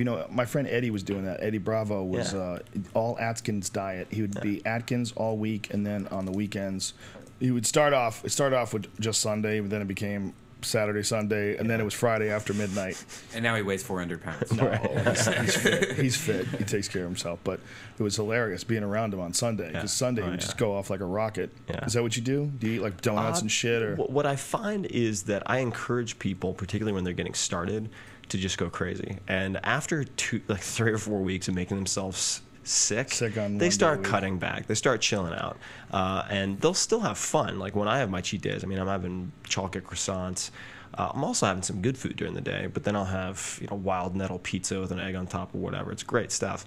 But I don't strive to make myself sick anymore. It's not a point. It's not like I want to reach that threshold where I used to it was like, oh, I wonder how many boxes of donuts I can eat. It's fucking cheat day. And you get past that point pretty quickly. But for people who are very phobic of diets of any type, it's really helpful in the beginning stages to allow them that psychological release valve. What it also does, we were talking about thyroid, is when you selectively overfeed like that, you can actually improve conversion of T4 to T3 active thyroid. So you actually find that people lose more weight over time when they have that overfeeding once a week, which is pretty cool. Really? Yeah. Also affects leptin, like recalibration. That's incredible. You lose more weight by being a pig. Yeah. By being 1 day a week just being a savage. Yeah. Why would that be? That your body just realizes that it has to kind of deal with that every now and again, and so it just ramps everything up? Yeah. What it doesn't do, I think partially, is it doesn't downshift because it believes that it's in a starvation mode, or that some type of food category is in famine, essentially. So I think that when you overfeed, the mechanism isn't entirely clear, but there have been a lot of studies looking at this, where if you calorie load that one day, it has an effect on everything from leptin to thyroid to just about everything else. It's cool. Positive. Oh yeah, very positive effects on. So it's good to be a pig 1 day a week. 1 day a week. Now, that's amazing. Yeah, if you're an athlete, you would end up doing it with other types of foods. So you'd use like a quinoa or yams, root vegetables, things like that to jack up your calories if you don't want to do the donuts and all that shit. If you don't want to cheat. Yeah, because if you want to carb up properly, like having a lot of fructose, and table sugar is half fructose, right? The sugar that's in fruits. It fucks up your carb load terribly. So if you're actually training, like your GSP, and you want to fucking carb load whatever after weigh-in, then you don't want to be getting, like, table sugar is a terrible choice. Right. So you'd want to avoid that. But I like chocolate croissants, so. That's table sugar, though, right? Oh yeah, lots of convection of sugar, or sucrose. Yeah. Fruit sugar won't have the same issues. Like fruit sugar will mess up your carb up, so you want to avoid that. Typically, you want to avoid fruit sugar. Yeah. So when you carb up, it's all just breads and pastas and things. You'd be focusing on a lot of that, or if you wanted to get really fancy with it, you'd use something like waxy maize starch or some type of actual supplement. There are guys who do that. There's a really good product called waxy maize. Say that. Yeah, waxy maize starch. There's a product and it's called. Just you eat it. Yeah, you convert it into a powder and you eat it just like you would a protein powder. You drink it. Yeah, you drink it, exactly. And what is the benefit of this starch? It has a you avoid some of the side effects of, let's say, consuming something that's too rapidly digested, like glucose, where you're just basically injecting yourself with like Gatorade. Yeah, Gatorade would have. I'd have to look at it. It's going to have probably some glucose, but also it probably has sucrose in it. But what I used to do when I was getting really crazy about the CKD, the cyclical ketogenic diet, is that I would say that again. See the what? Cyclical ketogenic diet. When I was doing that, when I started my carb up day, I would start with glucose tablets, which are disgusting. I would start with the fastest and then move out to the slowest, the more slowly digested. So I didn't use waxy maize, but I would start with glucose tablets. Then I would move to some type of more rapidly digested, let's say white rice, and then I would go into other grains and slowly move out to the longer digested carbohydrates, and then also start infusing protein, because the carb up can be helped with protein, depends on the ratio. Dude, this is some MMA teams need a dude like you on hand to tell them how to fucking carb up and how to eat before a fight. Yeah, I could help them with that. Why don't you write a book on that shit, man? It's quite frankly, because it's just not much of a market for it. Damn. But I've done some fun stuff with some NFL linemen, as well as I've worked with a couple of fighters just on the cutting weight stuff. Not so much the carbing up, but like cutting for weight classes. That shit's so dangerous. It's real. I used to cut 20 plus pounds twice a week in high school for wrestling. Oh my God. And it's really dangerous. Did it stunt your growth? I don't think it stunted my growth. I think it fucked up my. I think it screwed up some of my feedback loops in the body. Absolutely, because I mean, I had a resting pulse when I had to go to sleep, and I would assume that I would lose, let's say, 0.5 pound to 1.5 pounds just over the evening, over the sleep. My resting pulse was like 120 plus. I mean, it was like 140. I was just laying in bed trying to go to sleep, and my blood's like ketchup, so it's just like it's horrible. Horrible. It's so bad for you. And that year, I remember that year, there were a couple of wrestlers who had organ failures because of dehydration. And at that point, they then changed the rules. I don't know what they are now, where you weighed in as you went onto the mat. So you actually weighed in right before you wrestled, so you were disincentivized from cutting too much water because you'll obviously just be a mess. They do that at the Mundials, the Jiu-Jitsu championships, and a lot of people believe in that. They think that the way MMA fighters do it is ridiculous and dangerous, that they weigh in, the day before, 24 hours, and they gain oftentimes 10, 15, 20 pounds, depending on the guy, 6, 7, 8 bags of IV drips, constantly drinking Pedialyte and electrolyte replenishers, and it's intense. It's fucking scary, the load that puts on the body, though, and to think that you're going to throw that same body into combat 24 hours later. It's nuts. Powerlifters are the same way. I mean, they cut crazy amounts of weight. Oh, so that they're strong for their weight class? Yeah. Do they cut weight and then do they have time after they weigh in before they regenerate? It's like the same type of timing. Yeah, it's not much. I mean, you have 24, 36 hours maybe. Oh, you do have 24 hours. You might have 24. That's crazy. They should weigh them in right before they lift. Oh yeah, for sure. Because these guys, I mean, they're doing the same thing. They're doing like saline bag drips with electrolytes and so forth. You see a lot of people do it the wrong way and they end up losing because they'll try to rehydrate, and they won't take into account the electrolytes, or they won't take into account that your like gastrointestinal tract is not designed to handle like 6 gallons of Pedialyte. Yeah, no shit. And so they just get this horrific diarrhea, which of course compounds the problem, and then they get ruined when they go out to fight.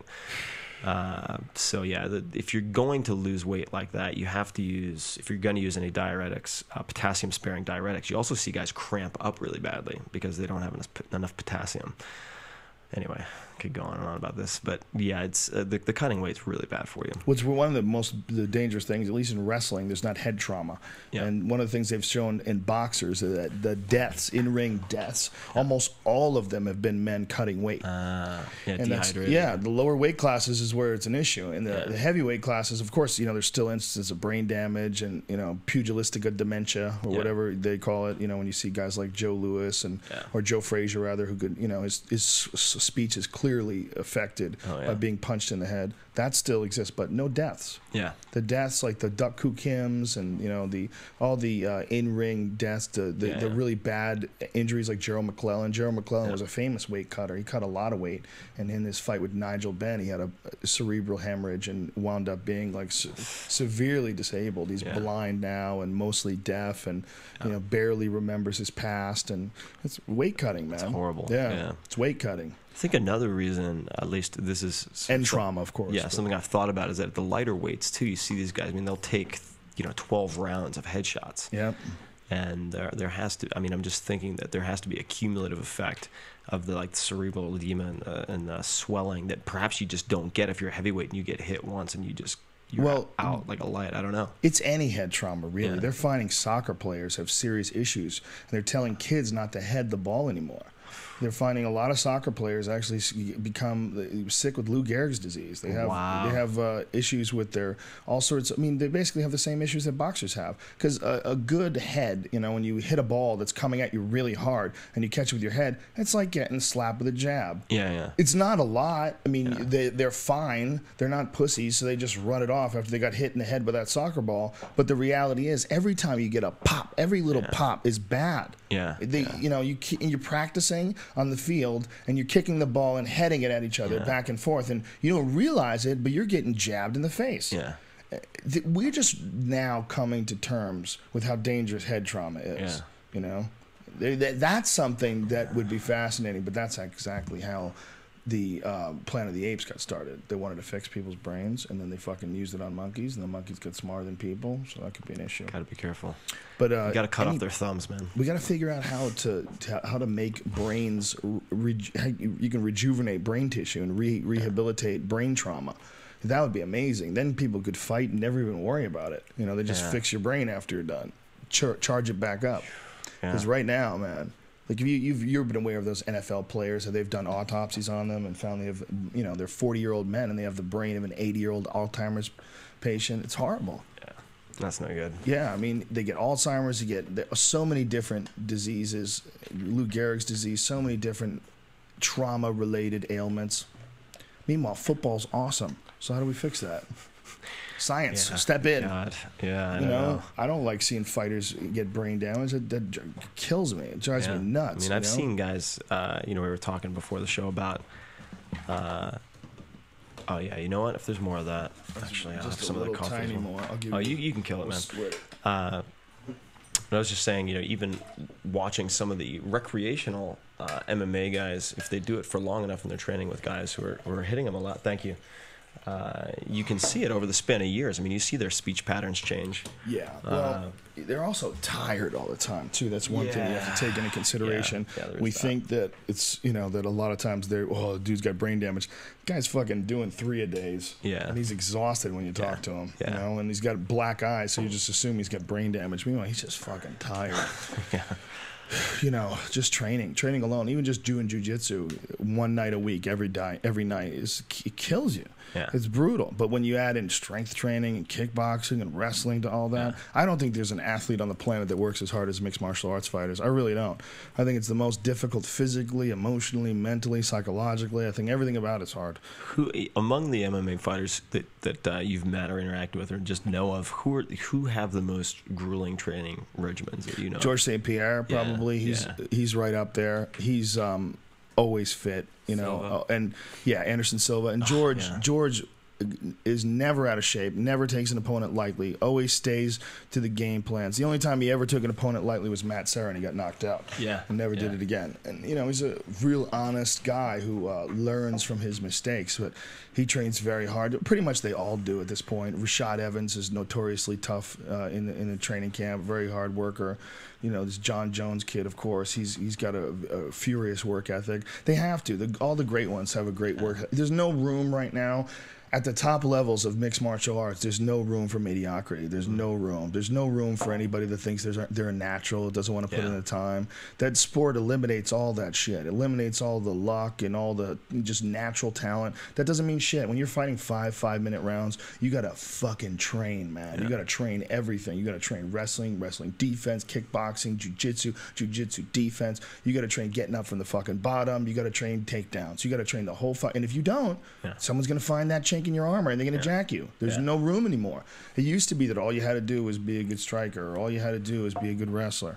But nowadays it's getting to that point where you just have to always be fit. You have to always be ready. You have to, it's just such an intensely close and competitive environment right now. Yeah. So everyone at the top has a serious work ethic. Cain Velasquez, notorious work ethic. I've watched Cain, aka ridiculous. He's you've seen him live train? Oh yeah.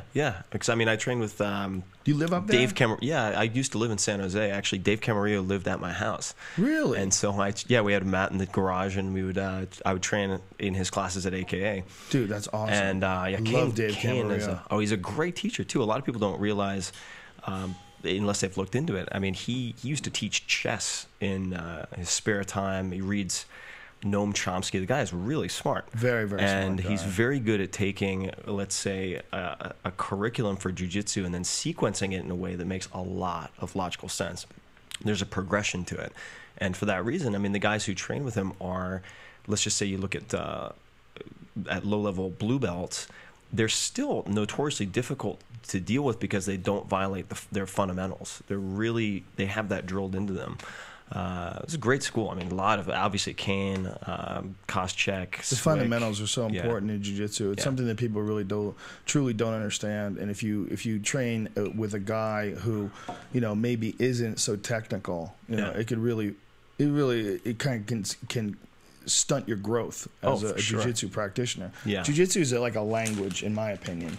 And you got to learn grammar. You have to learn I was just going to say the same thing. If you don't have the framework, just amassing vocabulary is not. And then it becomes an argument. But the way I describe jiu-jitsu, like most people have no idea how to defend themselves against jiu-jitsu. So really what it's like is them not knowing a language and you yelling at them in that language. And they just can't possibly keep up. And that's what it's like when you're in grappling match with someone who doesn't understand jiu-jitsu. Yeah. And then the guy says, well, you know what? I'm going to take jiu-jitsu classes. Well, good fucking luck. Because you know what that's like? That's like you saying, well, I'm going to learn English and then I'm going to tell that American comedian what the fuck is up. Yeah. No, you're not going to. It's going to take you forever to get to his speed. You're going to be able to talk at that guy's speed. He's a fucking comedian. He stands on stage with a microphone in front of thousands of people, and he can bust out the right thing to say at a moment's notice, and you're going to compete with him because you're learning this new language called English, and you're going to eventually get as good as him. Good fucking luck. That's what it's like when you learn jiu-jitsu, because someone can say, you know, man, I've been practicing jiu-jitsu. I've been doing it 6 months. I'm going to tap you now. And you can just start laughing and laughing because, like, that's actually kind of funny. It's like you're a person who's just learning English and you want to get into an argument with a Harvard scholar. I mean, that's literally what it's like, you know?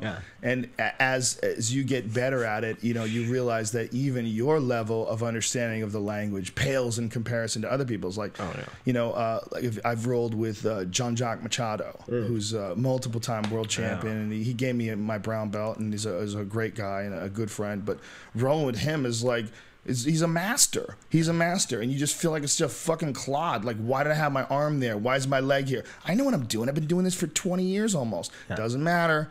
Doesn't matter. Oh, look, you're mounted. Oh, what's that? A triangle? Oh, better tap. The world's going black. Shit. And then you do it again. And he can tap you whenever he wants to, man. He can just keep doing it. You roll with a guy like Marcelo Garcia. It's like you're doing chopsticks and he's playing Beethoven with 6 arms. You know? It's like, you can't, this fucking, there's no way. It is like a language. It is like a language. Totally. You know? I remember I've been recently getting to know, for a host of weird reasons, people in the hedge fund world, and I recently got out of the public markets completely. Like I'm not trading any stocks, and part of the reason was that I remember this guy saying to me at one point, he's like, "Would you ever play poker against a professional poker player?" He's like, "Would you put $1 million of your own money down and play that guy?" I was like, "Absolutely not." He's like, "Okay, would you put $1 million of your own money down and play Tiger Woods in golf?" I was like, "Of course not."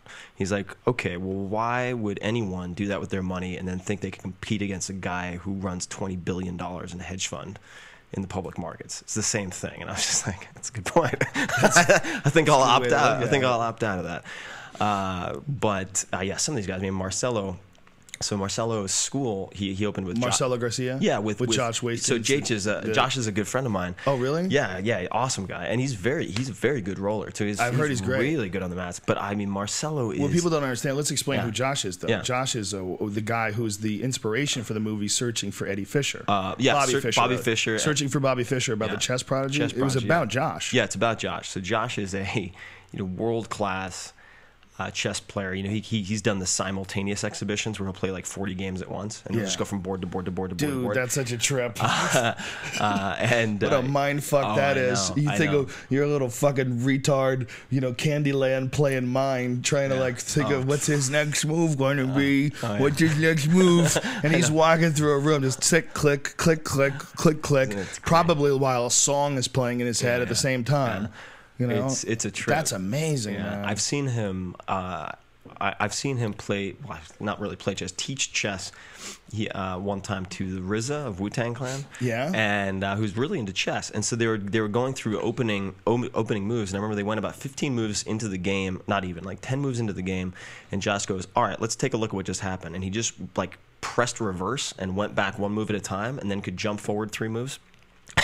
And that just blew my mind. And you know, the ability. Again, it's like a language. It's like you and I communicating with readily available nouns and verbs. To us, it's a normal thing. To him, the language of chess is just so ingrained in his mind. It's just so cool to watch. It's such a game for thinkers too. Chess is it's such an impressive game to get good at, because everyone I know that's truly great at chess is fucking brilliant.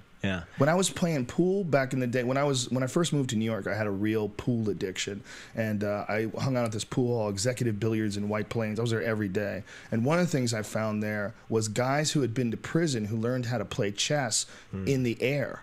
They would just talk. They would say, you know, knight to queen 5 or whatever the fuck it is, and they would play chess standing in front of each other back and forth. And one of the kids that used to come there, this young kid, I forget his name, Adam, I believe his name was. He was a chess champion, a young chess champion. And his father used to take him to these chess tournaments and stuff like that. And he used to sit in the pool hall. He became addicted to pool too. And he used to sit in the pool hall and play chess with this guy who was this older dude who had been to jail. and he had learned how to play chess in the air too. So they would just sit there staring at each other, and the kid would just checkmate him left and right out of the air. Wow. It was fucking amazing. Yeah. You know? It's just so weird to think that it's like they were speaking a language I totally didn't understand. Yeah. Like I know that I know that you move the rook like this, and I know you move the knight like that. I know that, but Yeah. when they're rattling off those numbers and I'm trying to piece together the grid and I had no information in front of me. So I was like, okay, how many pieces are there on a fucking chess? It's like playing Battleship without a board. I mean, a much simpler level. Yeah. So impressive. I'm so impressed by people who are good at chess. And it transfers well. Like the strategic methodical thinking. Oh yeah. yeah. So I mean don't go for submission, or what is it? Position before submission. Mm-hmm. I mean that's like. Oh yeah. I mean there are different styles of chess, but definitely thinking strategically so that you dominate certain positions, certain directions, and so forth. I mean I think it's very analogous to jiu-jitsu. I'm scared of it. I'm scared of chess like I'm scared of golf.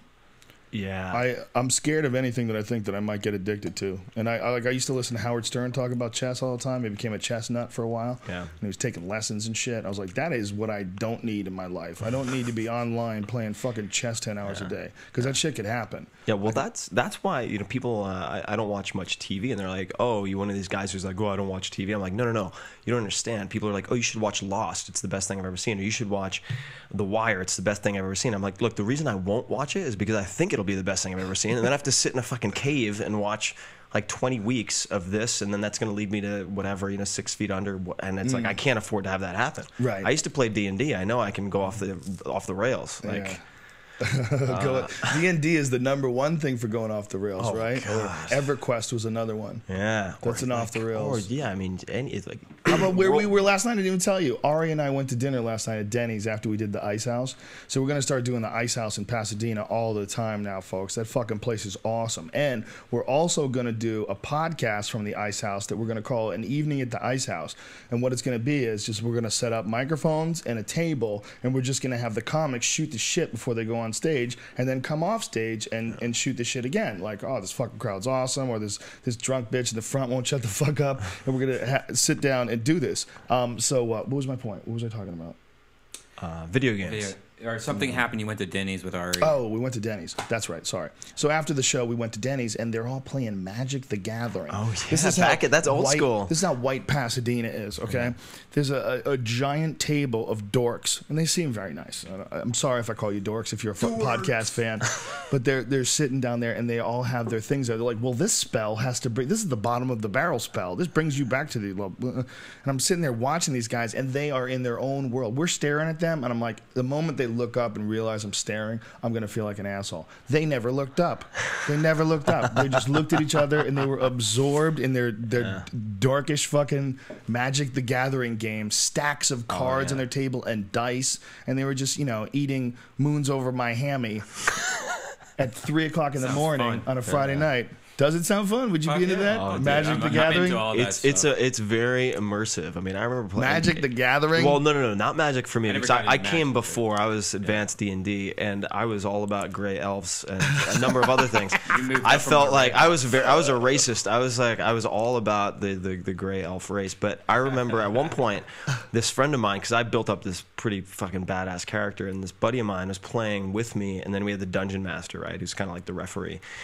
And my buddy took it really seriously, but he was just being a dick. He was like bitching and whining. He's been doing it all day. And about Dungeons and Dragons? No, about all sorts of other stuff. Okay. And he kept on bitching as we were playing. And so we're supposed to be going on this module together. We're supposed to be like going through this labyrinth together. And at one point, it's my turn, and I say, okay, I'm going to take my fucking like mithril dagger and stab Nick right in the face. And Nick's like, what? And so I rolled, and I just killed this character. I was so pissed. And he flipped and stabbed me in the thigh with a pencil. What? Yeah, he went absolutely homicidal. Wow. Yeah. Wow. Where's that guy today? He's actually really successful in New York City. So I don't know what he's on moral to First take. 48 this Sunday. Yeah, Is his name Duncan Trussell? Yeah, he's really successful, even though he stabbed you with a fucking pencil in the thigh. That because he hurt. We were killed sitting his right dude. next to each other. Imagine How just old like, was he at the time? He was probably, I'd say, 12 or 13. Oh, Okay, I thought you were gonna say 20. Duncan did it to me when he was 32. Yeah, but in his defense, you wouldn't stop fucking with him. You were sitting behind him, poking him while he was in. I was touching No. We're not going to talk about this. No. We're not going to talk about this. And this is a ridiculous one. Why would you go to violence, though? And he stabbed you with a pen because he had to get you to stop fucking with him. Yeah, but violence. You were sitting in front. Messed up. You're sitting behind him, poking him while he's trying to sleep, and he fucking stabbed you. And then whatever he was, you didn't want. You don't know the story. I know the story. I know the story. That's not what happened. I know he stabbed you in the hand because you're an annoying cunt. That's what was going on. Okay. You were annoying him, and you wouldn't stop, so he stabbed you in the hand with a pen. I just find it weird that people take it to the next level. Did you say hand or head? Hand. Oh, Jesus. Okay. Yeah, like that would even been worse. headshot. Yeah, people really shouldn't aggressive. take it to the next level, but also people should stop fucking with people when they say, "Stop fucking with me, Brian. Come on." I know you didn't expect that. But I didn't want to talk about it. Now here we are. God damn it. Yeah, dudes can get wrapped up in any kind of game, man. I've seen violence after pool games. I've seen violence after basketball games. You know, competitive people get... Apparently, like Michael Jordan, if you beat him at fucking anything, beat him at checkers, he won't talk to you for like a month. Yeah. You know? There's one guy who shall remain nameless. He's a venture capitalist in Silicon Valley. Very famous guy. Likes to play chess. And Kevin Rose? No, not Kevin. But he's famous. He's a very good chess player. But if someone beats him, he swipes all the pieces off the board. And at one point, someone's like, "Whoa. You're a really bad loser." And he goes, "Show me a bad loser, and I'll show you a fucking loser." That's his line. But yeah, does not lose. You mean well. show you a good loser? Oh, that's show right. Yeah. Show me a good loser, and I'll show you a fucking loser. Exactly. Yeah, I guess, but you don't have to. You don't be have like to that. be like That's that. just. I mean, for every stereotype that you have in a given industry, like for example, a lot of people think that in order to be a good chef, you have to be a fucking asshole. Like you have to be willing to fucking curse at people and make them cry in the kitchen. And that's, I think, a dominant trait, but you can always find exceptions. You can always find people who are like, all right, I came from a freaking abused family in the last restaurant that I was brought up in, and I'm not going to have that in my restaurant. And they make it work. You don't have to do that. There's a funny episode of one of those kitchen shows where Gordon Ramsay was yelling at this guy, calling him an idiot, and the guy just goes, "I ain't no bitch. Don't talk to me like that. I ain't no bitch." And he throws his thing down, and he got right in Gordon Ramsay's face. And he's like, "Yeah, I thought so. What the fuck? What you talking all you crazy?" And then Gordon Ramsay was like, "You're being ridiculous." Like, "Oh, I'm being ridiculous? Don't talk to me like that, stupid." And then they separated him and pulled the guy away. But it's true. Gordon Ramsay's acting like this guy's an idiot. He's going to kick his ass. He's threatening him. He's yelling at him. And the guy's like, "Fuck you, stupid." You know, fuck you and your fucking ridiculous way of communicating. How about I trump you? Yeah, you want to go chimp? I'll go chimp back. How about that? Oh, you weren't set up for a reply. You just set up to be a shithead. I think those shows are gross. When I hear those guys yelling at people, I'm praying someone punches them. That's what people are supposed to do. When you act completely out of line like that and like act like a shithead, people are supposed to hit you. Yeah. Crazy Most people asshole. have never been hit. No, no. Properly. And so when they think they're going to, they fucking panic. They lock up. Like all of a sudden, this posturing, all this screeching they've been doing is ineffective, and it's come down to crunch time. There's a line in the sand. Will they cross it? Yeah. Lord of the Flies, man. I'm a Fleasian. People ask me what I am. I'm like, I'm a Fleasian. I think people behave as well as their circumstances allow them to. Yeah, I'm amazed that society keeps it together as well as it does. The electricity is almost always on. Everything runs smoothly. Food arrives in time.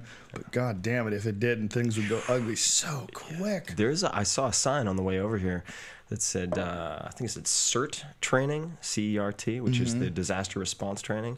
And there's one in Northern California called NERT, so it's the Northern California Emergency Response Training. And if you do that, they prepare you for the most likely type of disaster scenario in your area. And in San Francisco, of course, it's, among other things, earthquake. And I remember this was done by the fire department and police department.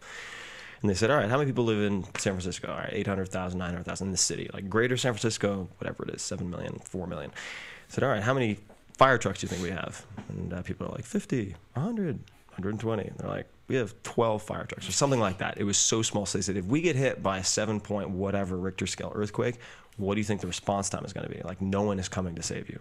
So you could be without water for 7, 10 days in these following scenarios. And it's like, for the first day or two, people are going to behave, and then people are going to get their knives and their guns and take your water. It's true. So, yeah, it's true. And this is... Their children are starving? Yeah. Oh, yeah. And this is, they're giving this type of... And they're like, so just to get that out of the way... And now we can move on to actually what to do. But when you get the disaster recovery or assistance certification, you get hard hat one of those yellow emergency vests. You get a special badge. So hypothetically, if you were to want to evacuate during this type of emergency, if you have all of that gear and let's say a motorcycle so you can get through traffic, you're actually very well prepared. So that was, I'm friends with Neil Strauss, who's down here, who wrote the game Emergency. Emergency was about a lot of this, but the more I look at the realities of how people behave in situations where there are scarce resources, especially water, the more I think that stuff is not entirely crazy. You know, to have 6 months of canned food, I just don't. I think it's cheap insurance. Now you can go off the deep end and start doing crazy stuff, but get those pallets of freeze-dried astronaut meals delivered to your house, so you can live for years. Guys with generators, and then they have underground. Let's see, what is it? Electromagnetic pulse, EMP, electromagnetic pulse proof boxes to hold the backup chips. Because there are quite a few people who think one of the more likely attacks, if someone wanted to really wipe out a lot of functioning in the U.S., is to attack computer systems. So they would drop, let's say, an electromagnetic pulse bomb in one of the Great Lakes and take out, like, Chicago or whatever. Whoa, wait a minute. Yeah. Hold up. Yeah. What the fuck is electromagnetic pulse bomb? So I think I'm getting this right, and Google would tell us quickly, but let's find that out. It's something that doesn't kill humans. It's like magnets, and it fries electronics. It will fry all the computers, all the generators, everything else. Why throw it in the Great Lakes? Why not just drop it on Chicago? Because I think what the hell was the rationale? That would just be easier to do if you're on top of water. So you wouldn't even necessarily have to, drop it. You could just send it out in a boat. The only thing that has something on it is above top secret. That's like the top one, which always makes you go, That's the number one. And then there's How Stuff Works videos. There we go. So I oh, guess nice. So there's a how-to video on how to build an electromagnetic pulse bomb. It's something. Always love the internet for that. Build your own. Yeah. Apparently North Korea has this. Oh, nice. Test missiles for electromagnetic pulse weapon. Jesus there you Christ, go. these motherfuckers. So the reason I know a lot about this stuff is you meet, these eccentric, not in a bad way, but eccentric, very brilliant, very wealthy people, and like they have a contingency for the contingency for the contingency, and this is something that's come up again and again and again. I can't take it that far for a host of reasons, including financial, but I'm like, all right, like maybe having some basic defense and food and water in place, maybe not a bad idea if I'm going to live in San Francisco on the Ring of Fire. This is crazy. Just get the extended warranty too. This bomb is crazy. Listen to this shit. The field of modern warfare has never ceased to amaze me, and amongst more interesting weapons that I've read about had to be the EMP bomb, which disables all forms of electronics within the vicinity. South Korea has just developed an advanced electromagnetic pulse device, which is capable of being deployed on the battlefield in order to make short work of enemy computers, according to the defense official. Wow. So they really can do it. They've developed it. That's insane. Yeah, very much so. Wild stuff, man. It's a wild world we live in. And I've gone from thinking that all of that was just conspiracy theory or people with too much time on their hands to realizing that, for a couple $100 you can actually buy yourself a lot of insurance against worst case scenario. So I think do you like living in San Francisco? Because that's a tricky town if you want to talk about disasters. Yeah. Because that fucker burns when they have earthquakes. It burns. Every house is connected. Yeah, I've positioned myself close. I'm actually very close to one of the main freeways, and also very close to a large park. But it is a tricky city, given how things are architected, and also just the geography of the city itself. It's pretty hard to get out of. So if you have to get to, let's say, a private airport or an airstrip or something to get out of, let's say, California, you have to plan ahead for that type of thing. Yeah. But for me, San Francisco, I've lived all over the place, and I've been to so many countries, 35 or so countries. Never thought I would land somewhere and say, this is where I'm going to live. I always thought it was 6 months, 6 to 12 months. I get bored, then I move on. What made you stay in San Francisco? The cock, besides the cock. Mitchell Brothers. Yeah, right. Easy access. Little Orphan Andy's. Weed. No. Strong weed. I would say sharks. Sharks. I went to the Farallon Islands once. That's a fucking creepy story. I saw a 400-pound seal get hit on the water, on the surface. Yeah, that was trippy. By a great white? Yeah, before getting into a cage. A lot of great whites out there, man. Yeah, that ocean between Alcatraz and San Francisco. Oh, yeah, it's sharky. But San Francisco, it would be immediate access to beautiful nature everywhere.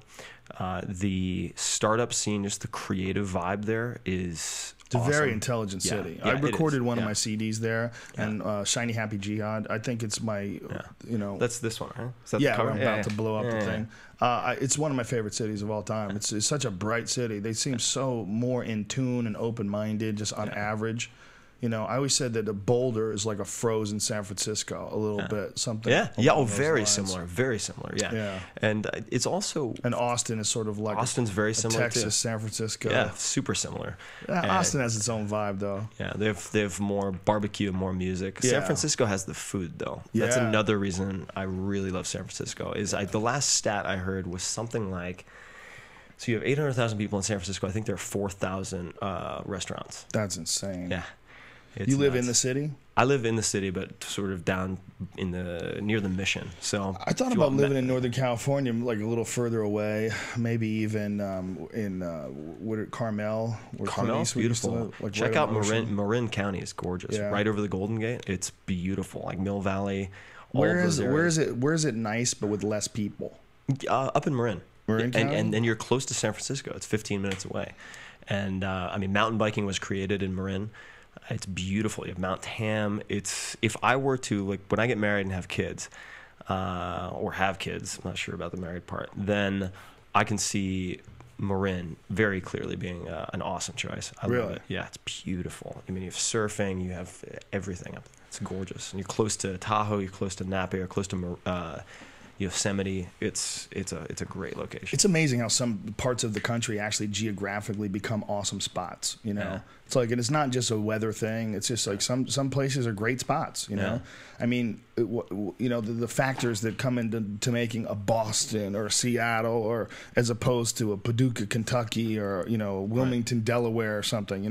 It's interesting how some spots are just like way better places to live, man. Yeah. San Francisco, as far as creativity and mind and thinking and people, it's a great spot. Yeah, it's a great spot to find interesting thinkers. Yeah, it is, and what I really like about it is, and it's not true for everybody, of course, but there's very much a don't judge a book by its cover vibe ethos, because you don't know who the college kid is who's unemployed or the billionaire. They could both be wearing the same thing. You have no idea.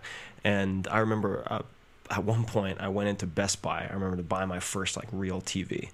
Still have it. This is, I don't know, like 10 years ago. Sony Wega. I love it. Anyway, I went in, and the sales guy was great. He's like, come back in a couple of days. This other manager is terrible negotiator. Get a better price. I was like, fantastic. I love you already. I'm going to buy a lot of stuff from you. But he told me a story. He said, a lot of my, he's African-American and lived in East Palo Alto. He said, a lot of my coworkers, they want to go for the guy in the suit. And he's like, I always want to go for the slightly scraggly, early 40s white dude in the torn jeans and flip-flops. And he did that at one point. They're like, take that guy, we don't want him. And so he took this guy, ended up being the founder of IKEA. And he's like, yeah, I'll get 10 of those flat screens. I'll get 15 of those. And he was buying shit for the IKEA that just opened next door.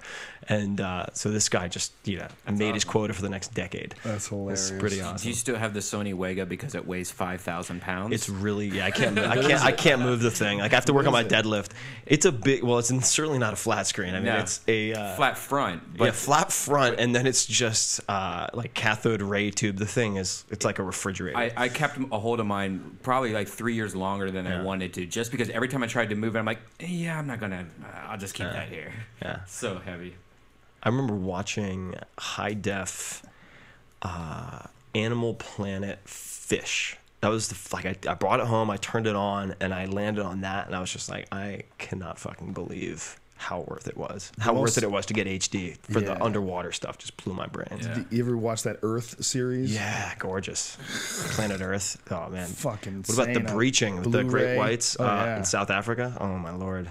Great whites scare the fuck out of me, man. Yeah, they've been spotting them out here at Malibu too, really recently. They've spotted them from helicopters and people flying over. They look down, they see just big 18, 20-foot sharks. Oh yeah, that's no joke. I was in South Africa. Check this out. So I love sharks. I want to be a marine biologist for a long time. Why don't you marry him? Sorry. If I find a hot enough great white. But my brother and I went to this place called Fish Hook, Hoek, And my brother wanted to surf, and so we landed there. It was really choppy. The traffic was terrible. We got there close to 5 o'clock. The guy's like, guys, we're about to shut up shop, but if you really want to go out there, it's pretty shitty conditions, but I'll give you a board and give you a discount. And I was like, Tom, I don't want to surf for 20 minutes. He really wanted to. We argued, and then eventually just went for a cup of coffee. About 20 minutes later, a guy down the beach got bitten in half in neck-deep water by a 16-foot great white shark. What's even crazier is one of my readers was the first guy to... He tweeted it out. He basically said, holy fucking shit, just saw a guy get bitten in half by a great white shark. Wow. So you look down on your Twitter, you see that, and you realize that could have been you easily. It could have been me easily. And found out later that the shark spotters at that beach, they have guys with binoculars, they had spotted 8 great whites at that beach. Wow. And then people just go right back out. They're like, okay, clear, great, and they go back out to surf. And what the fuck is wrong with people? I know. Well, how good is surfing? Is it that good? It is good, but as far as I'm concerned, not that good. I mean, in the sense that it's world class surfing, but is surfing in any respect worth 8 great whites? Better. Yeah. And it's Gotta watch out great for the whites is snow only sharks. cold water though, right? Isn't there some places you can go? They're usually in temperate or colder waters. Like in Brazil, Pacific. they surf a lot, but they don't have to worry about sharks, right? Well, it depends on where you are. There's a place called Recife in Brazil where I went to visit at one point, and they have signs there that are fantastic. But they used to have not meat canning, what was it? Yeah, like canneries right at this one delta where it opens up into the ocean. And so these bull sharks, these like entire communities of bull sharks have developed there, and they're very aggressive sharks. And the signs on the beach, if you see them in the U.S., usually it's like, warning, sharks have been spotted at this area. Use caution and talk to your lifeguard, whatever. And the signs in Brazil were like, don't go in the water, you'll get fucking attacked, basically. and people still surf there. And it's like guy with one arm still surfing. He's like, well, we're in their backyard. I'm like, yeah, maybe you should pick a different sport. We're in their backyard. Croquet.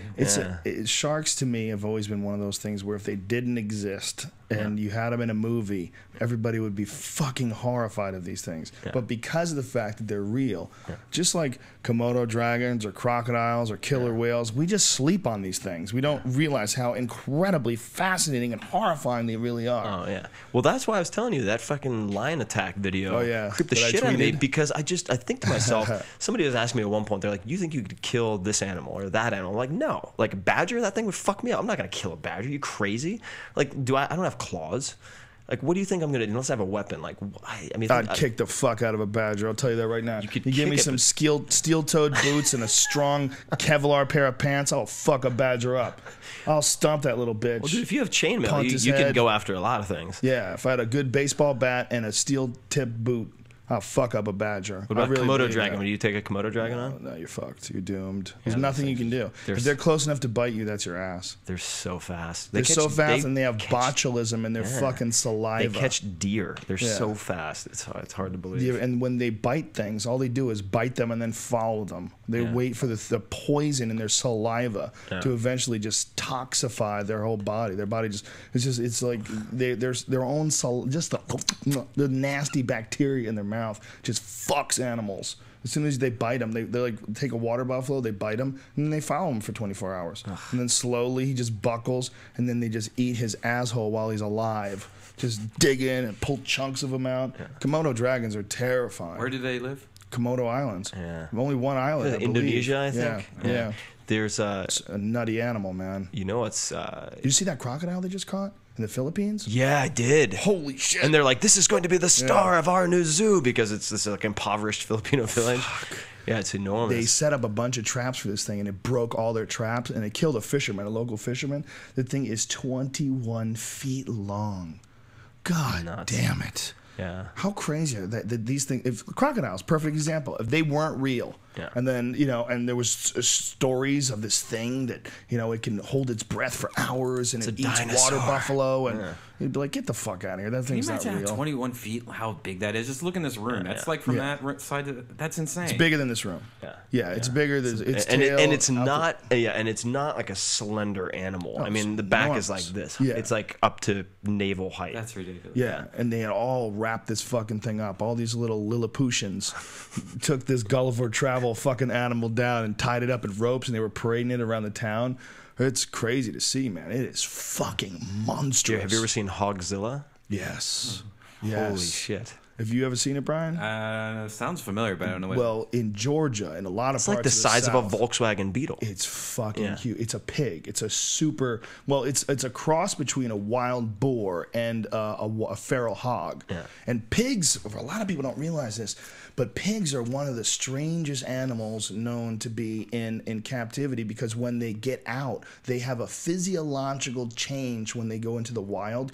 As soon as you're not feeding them anymore, they change their appearance. Their tusks grow, their snout elongates, and their hair gets shaggy and thick. And it starts happening 3 weeks after they come free. Yeah. Wow, it's like a werewolf. Nuts. It is like a werewolf. When you have that pig that's in your sty and he's got white hair and he's all cute and pink and he comes over and nuzzles against you and you can pat him on the head and nice piggy. When that pig goes out into the woods, his nose stretches out, his hair gets furry, and his fangs grow. That's fucking And terrifying. he could be a grown pig. He could be a fully grown pig, but once he gets out into the wild, there's a physiological change when they become feral. It's very interesting. The domesticated versions they have a change of their actual appearance. Their biology changes. It's pretty trippy, man. You know that this random side note, but Have you seen Hogzilla yet? Yeah, I'm putting it up right now. Have you- We didn't explain what it is. there's killed it. Yeah, it's an amazing shot. Have you ever read Born to Run? No. Really good book, but it talks about the evolution of mankind, and there are a lot of theories, but one of the theories is that part of the reason we evolved and were able to kill animals that provided more protein, which led to a larger brain, etc. That's not even the big one. There's a bigger one than that. All right. There's one with a guy standing with a rifle over Is his that we side. could run on two legs while keeping our heads steady, and it's because of this, like, I think it's a nuchal ligament at the base of the skull, which is unique to humans. And if you look at a pig, for example, when it runs, its head bobs all over the place like a bobblehead. And that hominids or Homo sapiens developed that nuchal ligament that allowed them to like endurance run after animals and kill and secure more protein. Wow. Yeah, pretty wild stuff. Born to Run is a great book. Highly recommend it. It's fascinating to me when they try to go back in time. Like, they recently found some proto-hominid skeletons that were 1 like the whole origin of the species into question. It's fascinating to me when they just go back in time and discover these things. Like, how about those little hobbit people that they've recently found, like that existed as recently as like 15, 20,000 years ago. There's little tiny 3-foot tall hobbit-like people. I love this stuff. I love when they don't know, and then all of a sudden some new thing comes up and they go, oh, whoa, I guess they were using tools 1 million years ago. Yeah. Like, fuck. You know, like that. Oh, I guess they were domesticating livestock. Here's the thing they figured out recently in Saudi Arabia. They've found clear evidence of the domestication of horses 6,000 years earlier than they previously thought people were doing it. Wow. So now they're like, holy fuck. Like, you know, and you've heard of this Göbekli Tepe. Have you heard of this? No. Well, is this a site? It's a site in Turkey. Oh, I have heard of this. Yes. Yeah, I don't know the details, but I recognize the name. Amazing archaeological discovery. These 15, 20-foot high pillars of stone that's been carved, along with animals that aren't even living on this continent. So they're like, what the fuck, man? These animals aren't even from here, man. How the hell did these get over here? Why are these on these things? What is this 12,000-year-old complex structure that we find? And they're still unearthing it. They discovered it in the 90s, and they've been like a farmer like stumbled upon this thing and then started digging. And was like, what the fuck is this? And then realized it's a giant stone pillar, and this whole community had been on purpose. Someone had buried it. Wow. You know, it's almost like they made a little time capsule. Yeah. They covered it. They're pretty positive that it was a man-made act of covering it, and that someone covered it thousands and thousands of years ago, and they just luckily stumbled upon it. It's so wild. It's amazing. Yeah, the stuff that blows my mind too is thinking of the actual mechanics, like the mechanical engineering that someone would have to use to put up these pillars. Ugh. Or like Stonehenge. Yeah. Or things like that. It's like, how the fuck? Well, even how about Stonehenge? We don't understand who made Stonehenge, but we know who made, Egypt. Yeah. We know these are the people. This is their writing. How did they get that obelisk up there? Yeah. What the fuck, man? Yeah. We know those people did it. It's written. It has all their language from the top to the bottom. Yeah. It's all written in their hieroglyphs. So what the fuck, man? How did you do that? Yeah, it's wild. Thing's enormous. Some of those perfectly cut obelisks, those are almost as fascinating to me as the pyramid. Because the pyramid, the stones are all big, but did you push them in place? It's all a matter of how did you. If it was just one stone, I'd be like, that's not that big of a deal. Yeah. So you moved one stone. It's the fact that you moved 2,300,000 of that makes you think that's amazing. But the obelisks, just one. Just one of them. You're like, what the fuck? How did you do that? How the fuck did you make that giant stone thing with all the carving, 50 fucking feet tall, made out of one piece of stone? Yeah. Jesus Christ. Some of those amazing structures of pharaohs that are like 20, 30 feet high, and you're looking at them, you're like, what the fuck? 5,000 years ago, 6,000 years ago they were doing this? Yeah. The ones that blew my mind, too, are the aqueducts that were made in Roman times that still work. Yeah. And, it's nuts. Human ingenuity, man. Do you subscribe to the idea, and this is a recurring subject on this podcast, that humanity is going through cycles of like really high levels of understanding and knowledge, and then cataclysmic disaster or human-based disaster? Oh, for sure. You think so? Oh, yeah. I mean, I think if you look at the Roman Empire and you look at the growth and decline of the U.S. Empire, it's parallel after parallel after parallel. Distributing military is one of the first symptoms of like preceding the decline. I think point for point you can look at these meteoric rises and then catastrophic falls. That it's just like a pulse. It's like a breathing in and breathing out. It's just a complicated cycle, and it's almost inevitable. Yeah, I've. But is it always because of obviously right now in the stage we're at with, we talk about military, talk about depletion of the resources, polluting the planet. This is almost all active things that we can control. But what about giant things that happen, shifting of the polar ice caps, asteroid impact, things along those lines that very likely have had, we believe at least, I think they think 5 mass extinctions in the history of the planet. And who knows how many little baby ones along the way, like that one that you drive to Nevada and you see that mile-wide crater. Right. That's like nothing. Yeah. Oh, it's only a mile. It's probably only like 15 feet long. But meanwhile, everything from miles around near that thing was dead instantly. I mean, how many of those hit all over the place that we're just not aware of because it was 10,000 years ago and now it's covered in jungle wherever the impact was? Oh yeah. I mean, if we're having trouble, tracking the evolution of our own species, like the amount of, I think the limits of our knowledge at this point are so incredibly vast. To think that I think. There are also very natural cycles. If you look at just population growth, for example, you look at elderly economies and how that affects their rise and decline. Japan, negative growth rates, places like in certain countries in Europe. You can just predict this stuff like 10, 20 years out.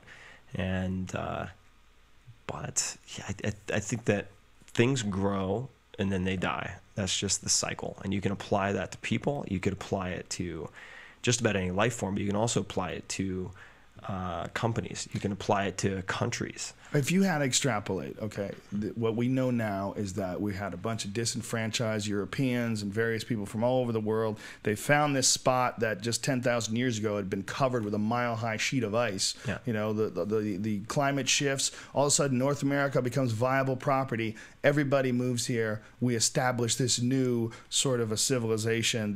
What we believe is the most advanced or the percolating at the highest levels. When it comes to military and money and economy and creativity, this one pile called the United States. If you had to extrapolate and look at the trends and look at what's next, what do you think could be next?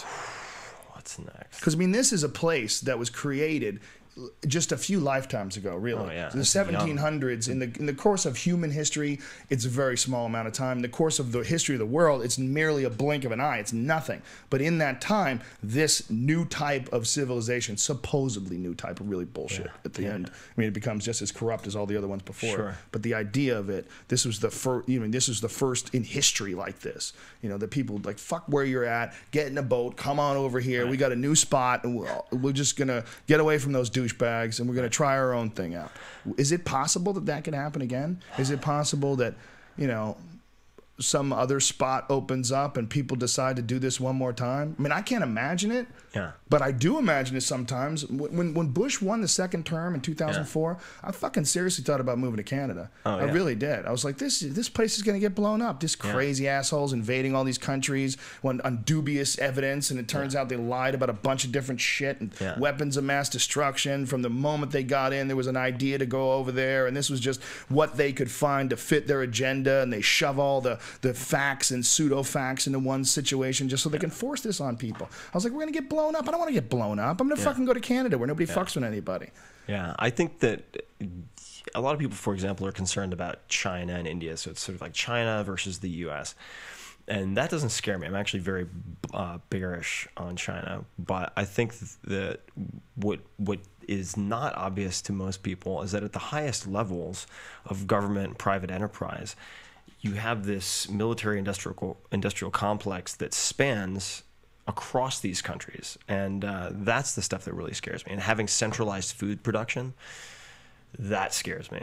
What doesn't scare me about China is China's not trying to conquer the world. They're trying to do business. Yeah. You know, I think they're doing some fucked up things to some of their towns as far as pollution. China has some of the worst standards of it's terrible. I mean, it's horrible. Terrible. I've seen, there's a video online of one city in China that you live there, and it's like smoking 3 packs of cigarettes a day. Yeah. It's incredible. They had cameras. I believe it was one of those Vice Guide to TVs. I think it was a VBS.TV doc.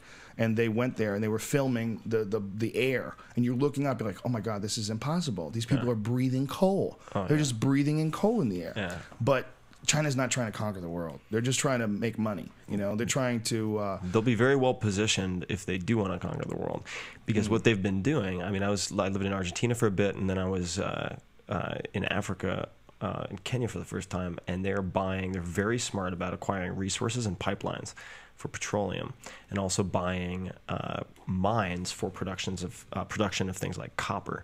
They've been absolutely brilliant. I mean, you go to a place like Argentina, which is I think it's the 8th largest country in the world, and because of the range from tropics like Iguazu Falls in Brazil, which borders Argentina, all the way down to Antarctica, they're very rich natural resources. And you go there, and in all the major cities, you have like the Chinese Trade Bureau. U.S. nowhere to be found. Then you go to Kenya, and you look around, like everything being built Chinese, and it's they've been very smart about it. And I think that also maybe we're digressing a little bit, but that's okay. There is a benefit at times to very clear hierarchy, and having that top-down type of governance. I think that democracy does have weaknesses, and one of them is oftentimes speed. So, in an accelerating world, I'm not saying democracy is a bad thing. I think it's one of the better systems we have, but it's very hard to compete with a single vision. Yeah, with a sort of unified top-down capitalist dictatorship. I mean, like, they want to change something, great. Like 5 guys snap their fingers and make it happen. Doesn't have to go through the House, doesn't then have to go through the Senate, doesn't have to sit around and have these lobbyists fuck with it, and so forth and so on. And I think there are pros and cons, but they're certainly a lot faster. Yeah, the system that we have in place obviously is a fucking mess. I just don't know how anybody would ever replace it. And we had a guy here the other day, Pinchbeck, also believed that society is going to collapse 100%. He believes that. What does it look like when that happens? That's what I said. First of all, I said, how can you say anything's going to happen 100%? That's one of the most silly things you could ever say, because how do you know that your fucking head's not going to explode right there while we're talking? You could have an aneurysm. Nobody knows they're coming. You know, they just happen. How do you know that we're not going to get hit by a meteor? How do we know that a comet's not going to fucking push Earth off its axis too far from the sun? We all fucking freeze to death. Like shit like this happens in the solar system, you know? It happens all the time. All the time. Yeah. Planets hit other planets. Galaxies collide with other galaxies. How the fuck can you tell me society's 100% going to collapse? I mean, that seems like really silly. Yeah. I don't think that's even close to the case. I don't think society has to collapse. I just think it's not going to stay this way. Yeah. I think that's pretty obvious. It's changing, it's moving, it's not going to stay this way. Yeah. People are obviously fed up with the financial system that we have in place right now, but what are they doing about it? Yeah. What can be done? What's the substitution they suggest? Yeah, there's another book that was recommended to me by a guy named Matt Mullenweg, who developed, he was one of the lead developers of WordPress. I'm sorry, what was his name again? Matt Mullenweg. Mullenweg. Yeah, he's a really smart guy. And he introduced me to The Black Swan by Nassim Taleb, which is really about rare events and how poor humans are at predicting or even planning for rare events. It's a great book, though. It's like a guide to critical thinking. It's awesome. But so the analogy that he uses in that book is, just because the Thanksgiving turkey hasn't been killed for 200 days doesn't mean it's not going to get killed. Whereas we always do this. Financial markets, relationships, whatever it might be, it'll be like, well, it hasn't happened so far, so it can't happen. I call it the anthill effect. This is my analogy. I say, when you see an anthill sitting out in the field, that anthill might have been there for a year. Yeah. Those ants might have been patiently constructing this giant mound, and there's 1 million ants in there going to work every single day, and every day that they've been alive, that anthill's been there. But one day there's a little fat kid in the field, and he sees that anthill, and he stomps the fucking shit out of it, and not a single ant ever sees him coming. Yeah. And he's just sitting there hitting it with sticks. He pours gasoline on it. He lights it on fire. He shits on it. He pisses on it. And why? Because he could. Because he wanted to. And that could have happened any day. That's the universe. The universe is a fat kid stomping and shitting on your anthill. I mean, really, right? Yeah. That's what it is, right? It all could happen at any moment. Yellowstone is my #1 freak out. The super volcano. You not know where? Oh, no. Oh, son. The caldera volcano that is 300 kilometers wide. It's Yellowstone itself. It's in Yellowstone. They did not know that Yellowstone was a giant volcano, a super volcano. One of the ones that they call it an extinction event because it'll kill almost everything on the continent every 600,000 to 800,000 years. Wow. The last time it happened was 600,000 years ago. Oops. So we're literally due. And they have thousands of earthquakes in Yellowstone every year. Literally thousands of earthquakes. And what Yellowstone is a gigantic supervolcano. What a caldera volcano is, it's a volcano that builds up, and when it explodes, it's so violent that it literally blows the top off and just becomes a flat crater. Wow. Like there's nothing just left. The entire volcano explodes. The whole thing shoots up into the fucking sky and everyone dies. Wow. It just fucks everything up. And they realize that this happens, as like I said, every supposedly 600,000 to 800,000 years is a major eruption that just fucking blows up and kills everything. This is why banking on retirement in 40 years, it's not a good idea. So you just never know when caldera is going to fucking hit you. In closing, what advice would you give people if what is the best advice that you can give someone to live a fun and productive life? I'll actually do another recommendation. I would say you need to train yourself to recognize what's in your control, out of your control, and then not emotionally over-respond to things outside of your control. The best guide to that I've ever found is Letters from a Stoic, written by Seneca. It's written 2,000 years ago. It's a series of letters, short letters from Seneca, who's the most successful playwright, investment banker, advisor to the emperor, as well as philosopher of his day. And it could just as easily apply today. So I would say it's a short book. That would be my recommendation. Well, my favorite things are reading inspirational books and blog entries and listening to books on tapes by people who have done what you've done, spend a lot of time breaking things down. And there's so much insight that people can get from your books, from 4-Hour Work Week and 4-Hour Body and the videos that you put online. I think you're doing an awesome thing, man. And anybody who does things along these lines, you're putting out all this information, and you're affecting the way people think and process information, and it's awesome, man. I think it's a great thing. And thanks for being on, man. It was really cool. Really love talking to you. I'd love to have you on again. Yeah, my pleasure. I'd love to come back. And if anybody wants to follow Tim on Twitter, it's Ferriss, TFERRISS, 2 R's, 2 S's. And of course, Redban is Redban, and I'm Joe Rogan. And the upcoming dates that we got going on, I'm going to be in New Orleans at September 16th. It's almost sold out. Denver, Colorado that's September 16th. Denver, Colorado on the 23rd. That's almost sold out too. That's at the Paramount Theater. That's a big place. And that's with Joey Diaz and Ari Shaffir. And then we're going to do Washington, D.C., the Warner Center on the 30th. That's almost sold out too. And then Houston, Texas just went on sale, and that's October 7th. That's going to be at the Verizon Wireless Theater. And that's Brendan Walsh, and who else is going? Joey Diaz. Joey Diaz and Brendan Walsh are doing that one. And that's it, fuckers. Tomorrow night, Anthony Bourdain, same time, 3 p.m. Should be a fun one. Thank you to everybody. Thanks for coming by the Ice House this weekend. Like I said, we're going to do that all the fucking time there. And look for another new podcast that we do. All comedians, right before we go on stage, we're going to call it Live from the Ice House, or an evening at the Ice House, or something along those lines. That's it. bitches. Thanks to the Fleshlight, go to joerogan.net and click on the link for the Fleshlight. Enter in the code name Rogan, and you will get 15% off the #1 sex toy for men.